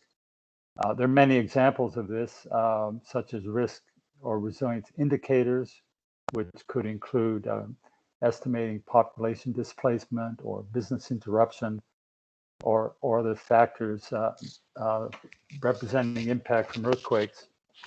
We also work on evaluating the cost benefit of risk reduction measures, such as for building retrofit or building regulation or land use planning. Some of these things you've obviously been discussing this morning. The kind of work we do can help in justifying some of those policy decisions from an economic point of view. Okay, behind all of the analysis that we do, we have developed a system, a software program and platform called the OpenQuake Engine, which together with a suite of tools and databases represent essentially all the tools behind the analysis. These are freely available and used by researchers and risk analysts worldwide for assessing hazard and risk and for analyzing the results of those studies. We work, importantly, we work globally to globally with a wide range of partners and projects. We also train individuals to use our software and to use the risk models. We train trainers to train others, so the capacity for assessing and understanding risk multiplies well beyond what GEM as a foundation does directly. In December 2018, 3 years ago, we released the first version of the global hazard and risk maps that were developed in collaboration with many partners. The hazard map itself represents a compilation of 34 national and regional hazard maps, some developed by national governments, others through projects involving GEM, and others directly developed at the Secretariat. The risk map utilizes GEM's, in addition to the hazard, it utilizes the global exposure database that we developed that includes residential, commercial, and industrial buildings. It's a database of over 600 building vulnerability models, we have developed a database of over 600 models, which reflect the differences in building types and local construction standards worldwide. So that's kind of a basic foundation of what we do on a global scale. Vitor will talk about more specific projects. The specific work we've done with the California Seismic Safety Commission between 2015 and 2017, one study took the USURF model that that Steve Boland discussed in his presentation. That hazard model was developed by the USGS and the Southern California Earthquake Center, of course, with input from the California Geological Survey. We took that model, translated it into our software to make it then also compatible with all of the other models worldwide. We calculated earthquake losses throughout California to look at the uncertainty in losses, depending on the types of assumptions one included about building vulnerability, about ground shaking hazard, and so forth. Anyway, the slide you see there shows a portion of the exposure model for the San Francisco Bay Area. We then, in the next slide, considered losses for specific scenarios, like the 1906 earthquake. And then we, in the next slide, we computed economic and human losses probabilistically, that is, considering all possible events. And this information then supports the development of insurance products and engineering applications and so forth. And then my last comment here in this, the other study we did was evaluating the recovery process from the 2014 magnitude 6 Napa earthquake by tracking the reconstruction process of residential buildings as a function of various socioeconomic indicators. And then we modeled the potential effects that various decisions or changes in socioeconomic factors might have on the rate of reconstruction. I'd have to say that study, it was really quite preliminary, and it's an area that I think there's significant potential for future work, but it's quite new. I would like to now turn it to Vitor to describe some of GEM's recent and current projects. So Vitor, over to you. Thank you. Thank you, John. I will be highlighting just three relatively recent efforts which resulted in some tools or capability which we thought might be useful for the communities in California. So the first one is about the transportation network and exposure to transportation network to natural hazards. So a lot of these capabilities are not just for earthquakes, they're actually hazard agnostic. So it doesn't matter if it's earthquakes, floods, or wildfires. The framework, the tool still works regardless of the natural hazard. That's why I'm showing here also floods and wildfires. And basically, what was necessary to do was to understand the redundancy that exists on the infrastructure on the transportation network for this particular case, and then try to simulate what are the areas with a higher risk, what are the areas that we expect to be disrupted more rapidly, and basically identify the places where additional measures should be taken in order to decrease the risk or decrease the probability of disruption. For example, in this case, this allows us to do a lot of simulations either before an earthquake or another natural hazard occurs, and then after that natural hazard occurs. For example, what you see here is on the left, it's the network without any event, and then on the right, you have the behavior of the network if something happens, and then some roads might be disrupted. This is obviously very detailed. This is at the urban level, but the same was done at the national level for some places, some countries in Europe, in order, again, to try to understand if some communities, some cities might be isolated in case an earthquake or another natural hazard happens. So this is what I'm showing here, that is possible for us to understand for a given network, what are the places that might be isolated in case an earthquake or another natural hazard happens, and thus where additional redundancy in the system might be required. On the other effort is something that I was actually quite glad that Commissioner Kitt mentioned previously about the work that the Commission has done with Caltech, with the JPL lab. And this was actually something that was inspired by a meeting that I participated, I think maybe 2016, if I'm not mistaken, in California, where the colleagues from NASA JPL presented their work.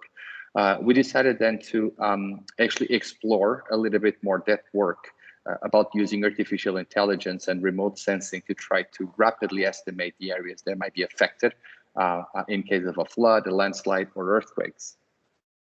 We actually have developed this capability, again, in collaboration with JPL Caltech, and we have developed this framework that in case of an earthquake or a flood, in the first 24 hours, it is possible for us to estimate the levels of damage at the reasonable level of detail. So we're talking here at the building level.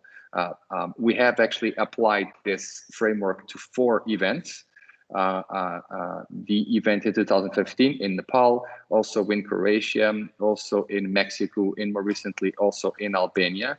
And this allowed us to estimate with 84% accuracy the buildings that had no damage or that were expected to collapse. So this basically is a tool that in the first 24 hours with the current constellation of satellites, we can have images within the first 24 hours and allow us to understand quite rapidly where do we expect high levels of damage, and that's where additional resources should be focused. And finally, the last area where we've been devoting some efforts is about predicting risk, not just for today, but actually where do we expect the risk to increase in the next decades. This is just a Google time elapsed, and we can see here that for some places in the world in the last decades, there's been a huge expansion of the urban fabric of the cities. We have here some places, but we have, for example, here Miami in Florida, where we can see that just in 2 decades, in 20 years, there's been a huge expansion. This obviously means that the risk might increase, not just due to earthquakes, but again, also to other natural hazards.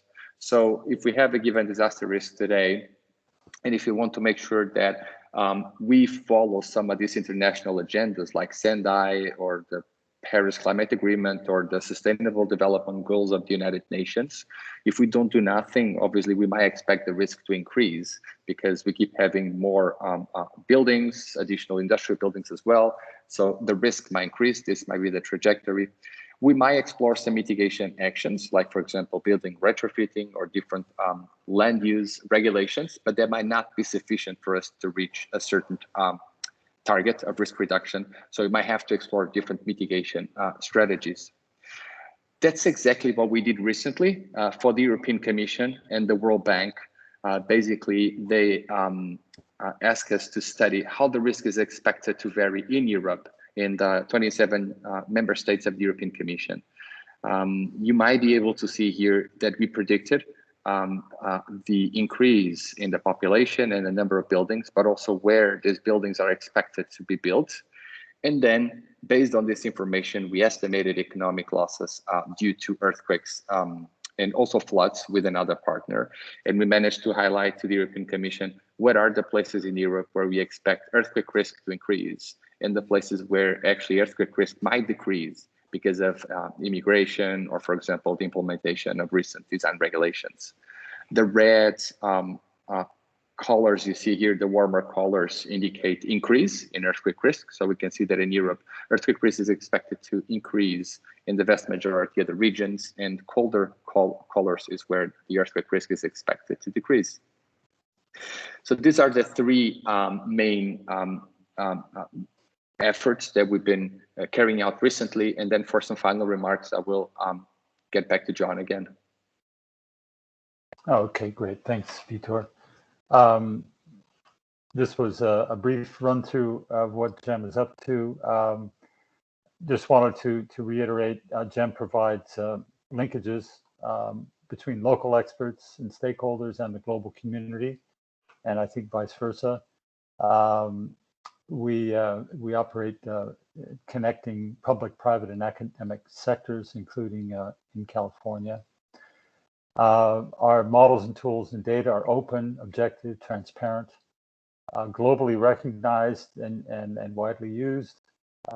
They can be used and are used as a benchmark for other views of risk.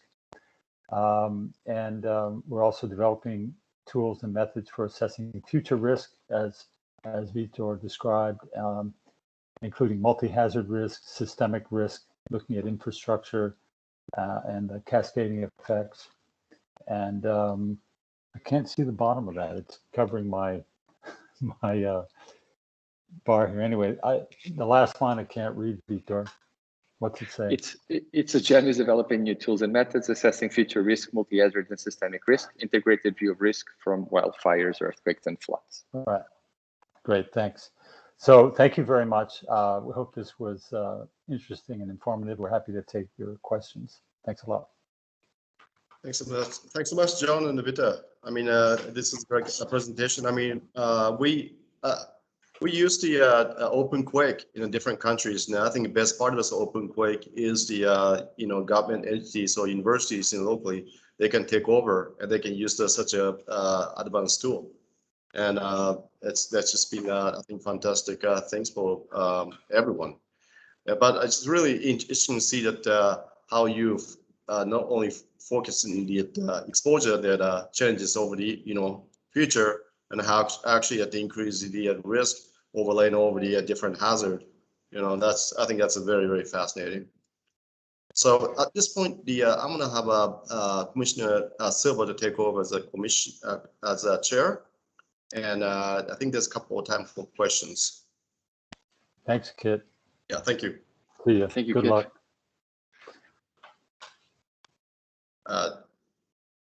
Are you retiring? All right. Yes. Questions or comments from the commission members? Commissioner Tran, you have a question or comment? Maybe a quick comment and a question. So first of all, thank you both for the presentation. I know I've worked with my European colleagues early this morning, so thank you for your stamina for staying this long.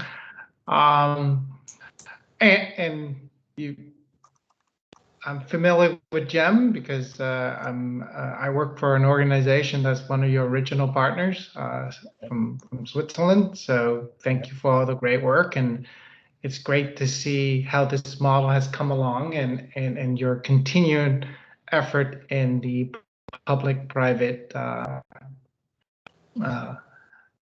sort of moving that work forward. My question, and I know that from my side, from the insurance industry and reinsurance industry, we're very used to these models and we've used them, we built them.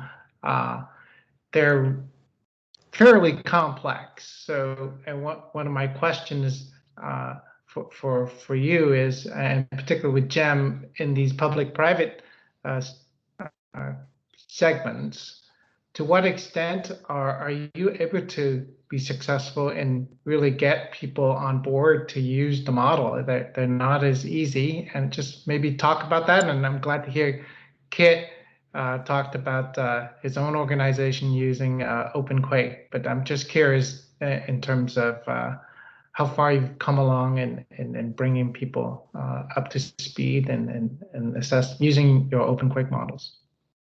Okay, Maybe I'll take that first, and then Vitor can add a couple of things. I think one of the really interesting things that I've seen over the last decade in working with GEM is the uptake of hazard and risk information and capability within governments, and we're seeing this in many national governments, but also at state level and even municipalities,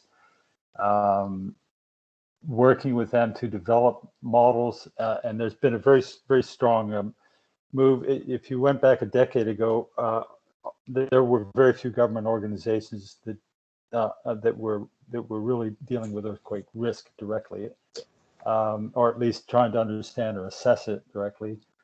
Hazard has been in that domain for a long time, as you would have seen from the work described by for the California Geological Survey, and the private sector historically has done most of the work on assessing risk, particularly financial risk.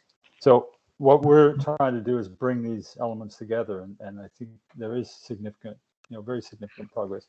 Vitor, maybe you'd like just comment on the work we're doing with TREC, just as an example. Yeah, John, and while you were talking, I just checked because I had these numbers from a previous presentation about the number of times that OpenQuake has been used in hazard or risk studies. And there's more than 600 citations to the basically the manuals, the documents that explain this tool. And it has been applied, I think, if I'm not mistaken, in 60-something countries, more than 60 countries, you know, for seismic hazard and risk assessment. So I think this was quite nice to see.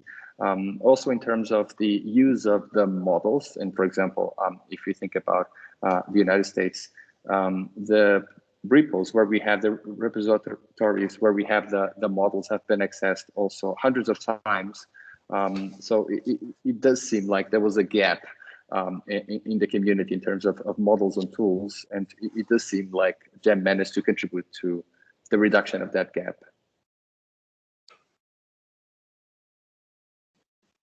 Thanks for sharing that. I know quite a few years ago, we tried to introduce the model to our California Department of Insurance and have them used as a basis for sort of understanding risks and regulations. So I know it was quite challenging for them, even with their actuarials and modelers internalize the model. So glad to hear you guys are making good progress. I think Vitor and I were at that meeting, or one of those meetings, and it was difficult. Yep. But yeah, progress is being made. Thank you. Thank you.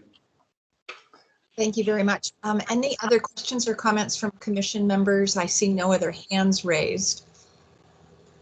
Then I will close this item on the agenda by thanking our two guests from GEM and truly thanking you for your work on behalf of all of our communities across the world. So thank you. Yep, thank you very much. Pleasure. The next item on our agenda is the update on the Alert Wildfire camera network. Dick, I'm going to turn it to you to introduce our guest.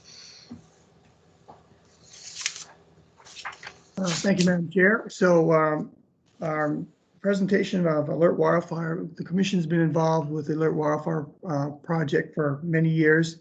It was one of the original supporters of seeing the value of this. Dr. Driscoll has been unique in deploying, his organization deploying, I believe, over 900 cameras so far statewide. And so I wanted to give him an opportunity to present that program to you. And he's also been working, we've also worked with our fire chiefs in Calaveras, Chief Marshal, Chief Collins, and trying to see if we can get these cameras to be used for reducing the risk from fire following earthquake. So Dr. Driscoll, thank you for coming today. Thank you. Madam Chair, Commissioners, appreciate the opportunity you afforded me to present on Alert Wildfire, but I'm going to make a different proposition to you today. Where my clock says we're adjourning at 11, why don't we push this back to the next meeting? Because I've got a lot of great information, and to go through it at a high level, I don't think the new commissioners would get an appreciation.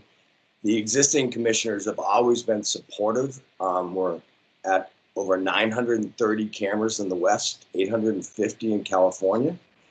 We're putting new sensors on there, multispectral, hyperspectral, weather stations. We have sites throughout the state. I would like to say if this proposal is accepted, that I'll be happy to give a presentation at the next meeting. But I need to say something about Sonoma County and Commissioner Rabbit. The vision you've had, Commissioner Rabbit, and the support will always be appreciated. And I think the Kincaid fire is evidence of what we accomplished together. And I can't thank you enough for what you've done for the people of Sonoma.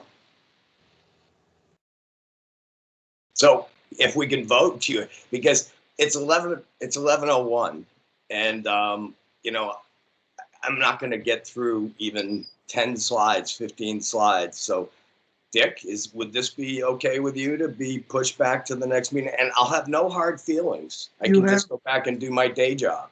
Neil, you have till 11:30. We extended the meeting to 11:30.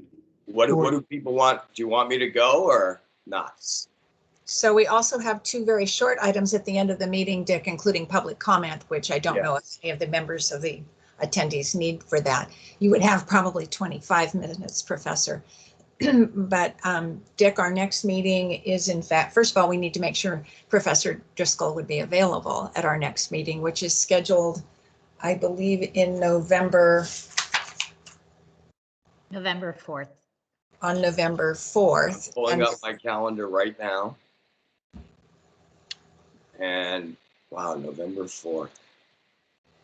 That's a Thursday.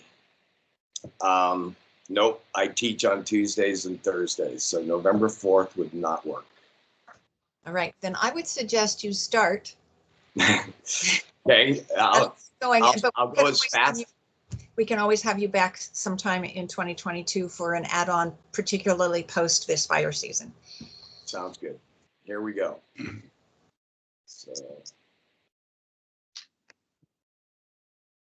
So we've learned today that, earthquakes are a huge hazard to California in the West, but their recurrence interval is long, and people forget. But wildfires, the recurrence interval is every year. And I would tell you the biggest threat facing California in the West is extreme climate. And we really need to get on top of this. So everywhere we look, we have prolonged drought. We have recurring heat waves. We have fires that are just consuming the landscape and have explosive fire behavior.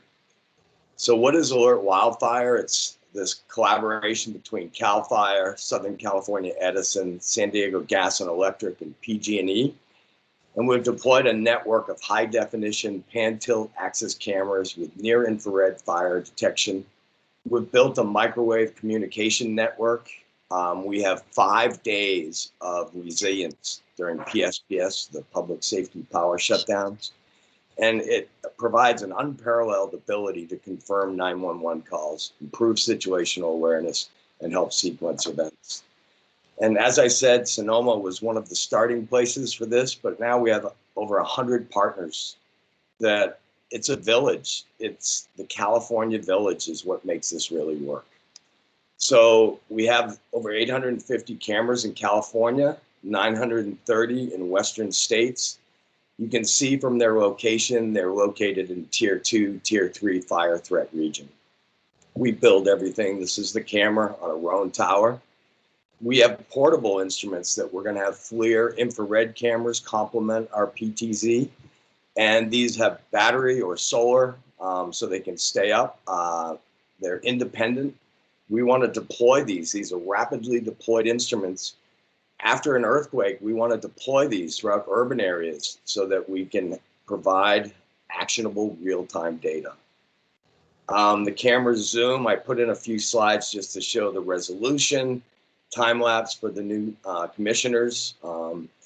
And here, triangulation capability. We actually use the constellations to, this here being the Big Dipper, Ursa Major. We use this to calibrate the camera. So the red dots are where the camera should see the constellation, and the white dots are the stars. And this provides us very accurate azimuth location of the camera angle, as well as deviation from horizontal. So when we do our triangulation, we have real confidence that that lat long is going to be accurate. We can push this out to first responders. They grab it themselves. Our data being pumped to everyone. It's open source. Fire behavior, as you know, has become incredible. These fuel-driven fires create their own weather. This here's the wildfire, tornadic activity. Embers get higher in the atmosphere as moisture levels in the fuels and the soils go down. Spotting is more effective. This was a slide for the Kincaid fire that was a reminder of how devastating this was. This is from Geyser Peak. We're in the near infrared. When it saturates, we go back to normal visual. And you can just see here that the geyser camera almost burnt down in this fire. But the Kincaid fire in 2019, this was a large fire, and there was no loss of life. And we were able to evacuate many people through the course of this fire, and it's a testament of the collaboration with Sonoma County, their increased awareness of the public of these disasters and that they're life-threatening. We also work with a SimTable for the lightning strikes. We work with Techno Silva, projecting where the fires are going to go. This here is showing you Yosemite, sunrise at Yosemite, right during the pandemic when there was no one in the park. My son took this picture. This is what Yosemite looks like in a fire. So there's cascading disasters with these fires. Half Dome, look at the air quality. This is at Sacramento Airport after the Camp Fire. There's atmospheric rivers. We had disasters in Montecito. 22 people overnight lost their lives in these devastating landslides. We just saw this year at Big Sur, the debris flows in 2021. So this extreme drought and recurring heat waves, this is a huge threat to California and the West.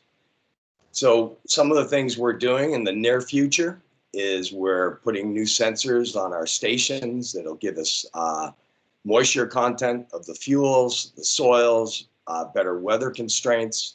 We're also going to fly airborne data acquisition to define the fuels. This is mapping out the tier 2, tier 3 fire threat regions identified by the California Public Utilities Commission. And I'm not going to go through all what we can do with these new data, but we can estimate the biomass, carbon estimation. This is huge. These wildfires contribute large amounts of CO2 to the atmosphere. We can do wildfire modeling. We can also look at these landslides that Steve talked about here. The red is where the landslide occurred, and the blue is where it vacated to. We've made digital twins of Yosemite. This is all data points. This is not a photograph. And you can see by the color and imagery data that we collect where the health of the forest is poor. We can actually quantify the fuels. So here, this is data that's showing you we can get down to shrub level. We have been working with AI on our cameras. It's showing much promise.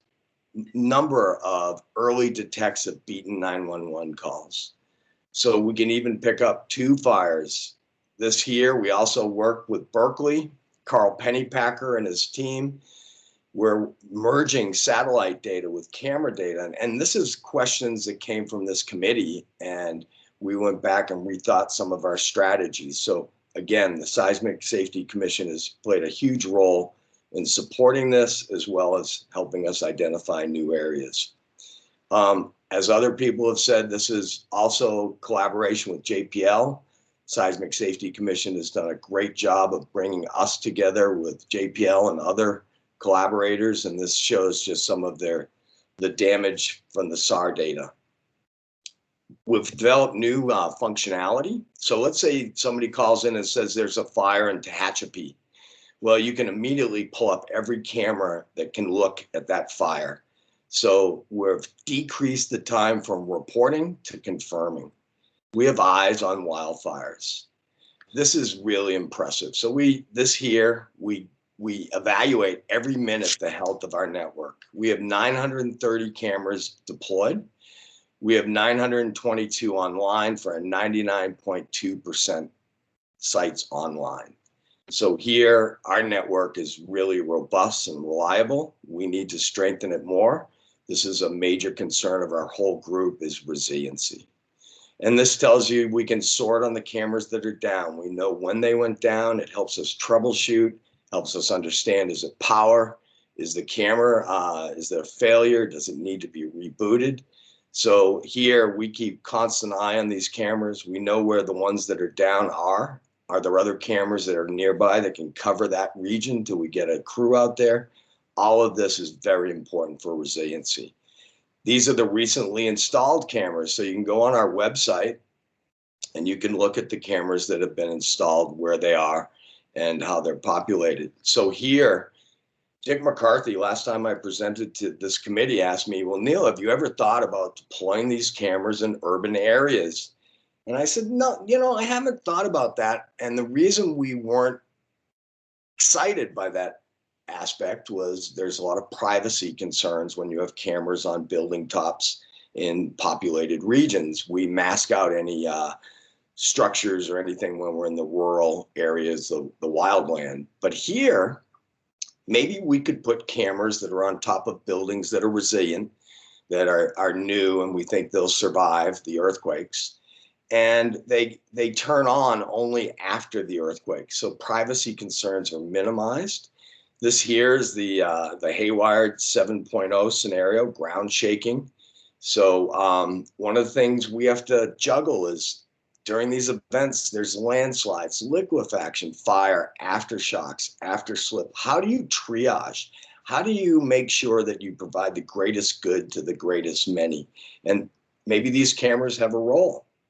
So the USGS, they estimated about 400 fires that would turn into complex fires and conflagrations, and actionable real-time data from PTZ cameras might help make decisions. Marshal your resources. This is a slide. Chief Brian Marshall did a great presentation on following earthquakes, response guide and planning tool. And we think that cameras might be something that goes into this. So he presented the shakeout simulation. This would be a 7.8 quake on the San Andreas. And the estimates, I think he's closer than the 400 up north in the Hayward estimate. I think there's going to be many fires, and it's going to really tax our infrastructure and how we triage the situation. Again, there are going to be important decisions that have to be made right after the earthquake that are going to affect the recovery for months. So this slide from Chief Marshall, if we could actually get cameras on rooftops, we can start making some real-time data contribution to decision makers. Now here, one of the concerns we have is that if we do have a large earthquake, the buildings are going to shake, the microwave dishes might shift, and that's where these portable systems we go out and deploy, and then we pick up the cameras on rooftops. By moving the microwave dish on the portable, we can then capture the signal from the cameras on the building. So we think that this is an area to explore. There are concerns, and we're working through those, our engineers, but these are standalone systems that require no outside power, and they can backhaul the data to any ECC. So I'm sorry I had to go so quick, but I think that early suppression is our goal. Fighting fires in the incipient phase where you're on the offense. Once you have explosive fire behavior, you're on the defense and you're sequencing evacuations. 2018 was the worst wildfire disaster in California history in terms of life lost and structures destroyed. In terms of acres burnt, 2020 set the record. But here, earthquakes. So this will be a big challenge to our whole infrastructure. And many of these faults, the open period is longer than the recurrence interval. And so we have many faults that have a high probability of rupturing in the next 10, 20, 30 years. And we really need information following an earthquake of where the fires are and how do we marshal our resources. So with that, thanks for the time to go through all that. I'll breathe now and we'll go from there. So thanks. Thank you, Professor Driscoll. I will ask commissioners if you have short comments or short questions. Please raise your hand. Commissioner Lopez. Thank you for that. That's really amazing work that you've all done. How much has it cost to date and how has it been funded? The cost to date, I could give you ballpark numbers, probably about $50 million. It's been funded by CAL FIRE, funded by Pacific Gas and Electric, San Diego Gas and Electric, and Southern California Edison. So these funds have allowed us to build out the structures and do operation, maintenance, and improvement. Thank you. You're welcome. Other questions? Madam Chair, I think Chief Collins, would you like to make a comment? Hey, thank you very much for that really amazing presentation, and you're getting right down to some points that we've been considering. I'll go back to my days in LA County Fire Department, working in South Los Angeles and that vicinity of the LA County region, and looking at the fires we were getting daily and having discussions with my colleagues about, hey, instead of waiting for people to call in on 911, especially 2 or 3 in the morning, what if there were some kind of infrared cameras on some of these high buildings? And we kind of laughed about it because it was so out of the realm of possibility at the time in the early 2000s probably. It seemed like that was really kind of like almost like going to Mars at the time, but the technology and where we've gone and intelligence gathering are telling us now that this could be a possibility. We've also been discussing heavily about change detection, and in some of our discussions with NASA and the other partners about how fast change detection technology can be employed to tell us which buildings have changed shape or elevation after an earthquake and indicating collapse, so we can start marshaling resources in those areas even before the local incident commanders can make the request, because we know communications may be down, and so we have to be proactive and start moving things when we see the hair trigger, the trigger points. So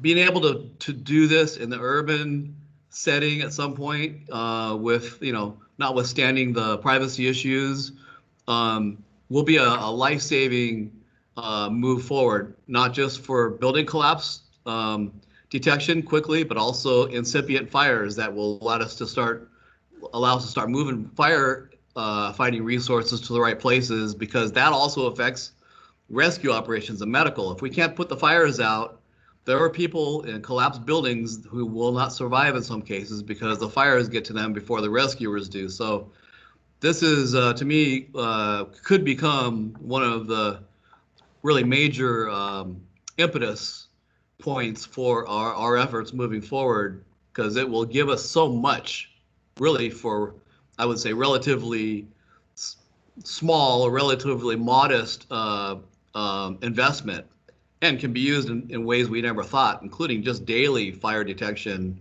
and so forth in some of the urban settings to get ahead of the 911 calls.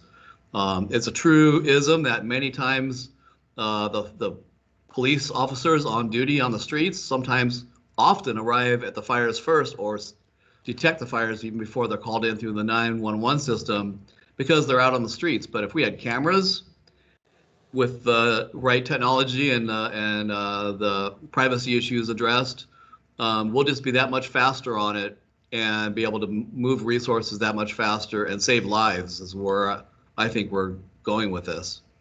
Thank you, Chief Collins.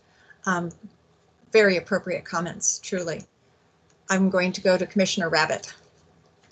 Thank you very much. And I want to thank Professor Driscoll for the nice shout out, and really for the great collaboration and work that we've had. And, for a county that has had now 5 wildfires, the Kincaid was, I think, the one that really showed the true benefits, and making sure that we stayed out in front of things, massive evacuation, no loss of life, most importantly, and a major conflagration, as you said. It's gotten to the point now in our county that we're investing not only through our water district, which has the watershed, protecting the watershed, but through many other entities as well, including, ironically, any new proposal coming in will throw a fire camera in the development to kind of sweeten the pot moving forward. So it's gotten to that point. But I look at that as a good thing, that people are aware, understand the benefit, and really thank you for the collaboration. It's unfortunate in this state that we've had such a series of years that they've been so useful. Be nice to have some nice boring years where the rains are falling nice and slow. And we don't have much to look at, but unfortunately not the case. So thanks again. When I can use the cameras to look at sunsets instead of fires, it's much better. But Commissioner Rabbit, would you do me a favor and thank Jay Jaspers? Yeah. And I don't know if you see Lori Wyatt around, but she was also instrumental in helping with this. And I remember back to, the testimonials in front of the board there at Sonoma, but and we've dropped about 8 new cameras in this year. So thanks again for all you've done, and please tell Jay and Lori how much we appreciate it. I certainly will. Thank you very much, Professor Driscoll. Chief Collins, did you have another question, or were you trying to take your hand down? Just one more thing to add is that, we're, because everything does seem to happen in the state you could possibly think of, there very well may come a day when we are in total drawdown like we are right now today with all the wildfires and now red flag weather going to hit us following dry lightning tonight. And, we're stretched thin with resource demands right now.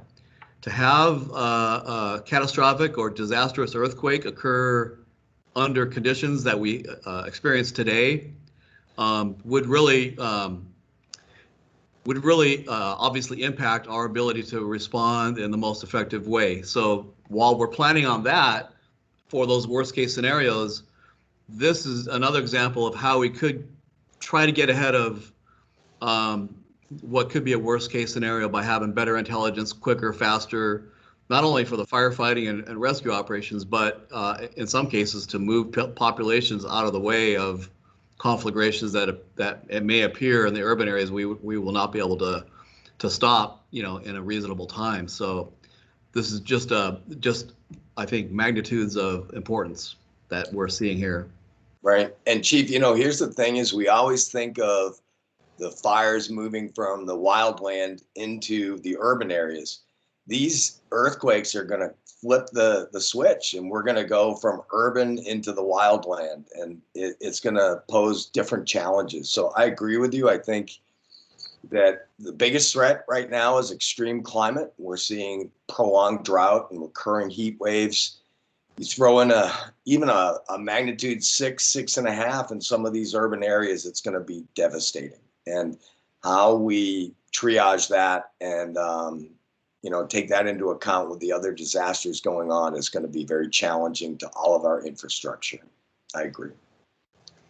So thank you. I think when we close this discussion on such a somber note, it's always hard to say thank you from the chair, but thank you for your presentation and your diligent work on this. And we look forward to hearing more and as we go forward, because this is not going to change. I just finished a 5,000-mile road trip through the western states, and at Rushmore, it was hard to see all the faces of the presidents. So, and it was for the smoke that was coming from Washington, Oregon, and California. So thank you to all of you. And the next item on the agenda is miscellaneous announcements. Executive Director, I will turn it to you. All right. Thank you, Madam Chair. So for the sake of time, staff is going to put together an email for you on there'll be budget. You've received an onboarding document this morning. So we'll put together a email for you and catch you up on all those issues. I want to also introduce to you our new structural engineer, Ja Wong Conley. Ja, are you on? Yes, I'm on. Good. Ja comes from, she started in the 2nd of August. She's got vast experience with Department of Corrections and OSHPD. And so she'll be working with Commissioner Silva on the update of the Commercial Property Owners Guide. And Ja, what I'll do is we'll have you brief the commission at the November meeting so you have a little more time. And we're going to meet with Commissioner Silva this afternoon at 3 o'clock. So we'll have a more formal presentation for you. And she's also going to be working on, for our new commissioners, we have a 10-story cold form steel building experiment with National Science Foundation going in at the new shake table in the upgrade shake table in UC San Diego. And she'll be briefing on that project as well. That project, she'll be overseeing shaking, repair, the damage, repair of the damage, shaking again, and then fire tests. So we'll have a full presentation on that. We have a contract with UCSD right now that Mike Orell, our staff member, is working on those contracts. Okay, and a final point for you, from my personal perspective here, I want you to know I've worked with the state for 42 years, 30 years with the commission, and 26 years as director. So I plan on retiring at the end of the year. I've informed the executive officer of this yesterday. And so I'll be supporting the transition to a new director in that process. And I'll be talking with you. My final commission meeting will be in November, and I'll be able to get some, give you some thoughts about my perspective on things at that time. So the commission's in good hands. I can tell by the new members how intelligent you are, how experienced you are, how savvy you are. And we'll talk again in November. Madam Chair, back to you. Okay, this is getting more somber as we proceed toward 11:30. Dick, personally, thank you for your many years of service, and we look forward to November 4th meeting to be able to formally thank you for your work and acknowledge and recognize that. We will have many members of the commission who have been working with you for a long time who will have certainly personal thoughts to mention. Thank you. The next item on the agenda is public comment. Tanya, or do any members of the audience wish to speak under public comment? I'm going to restrict this to 2 minutes. I see no hands raised. Tanya, do you see any hands raised? No, and there were no requests from the public before the meeting. Right, then I will close public comment and move to the adjournment of the meeting. Our next meeting is scheduled for Thursday, November 4th. Did I say that right, Tanya? Yes, correct. All right, Thursday, November 4th. Whether this is live or virtual is still yet to be determined based on the state mandates. And we have finished before 11:30. Thank you all for your service to the commission and for the work that you do every day in your respective communities to ensure the safety and health of our residents. And wishing you all well, and we will see you soon. This meeting is adjourned. Thank you.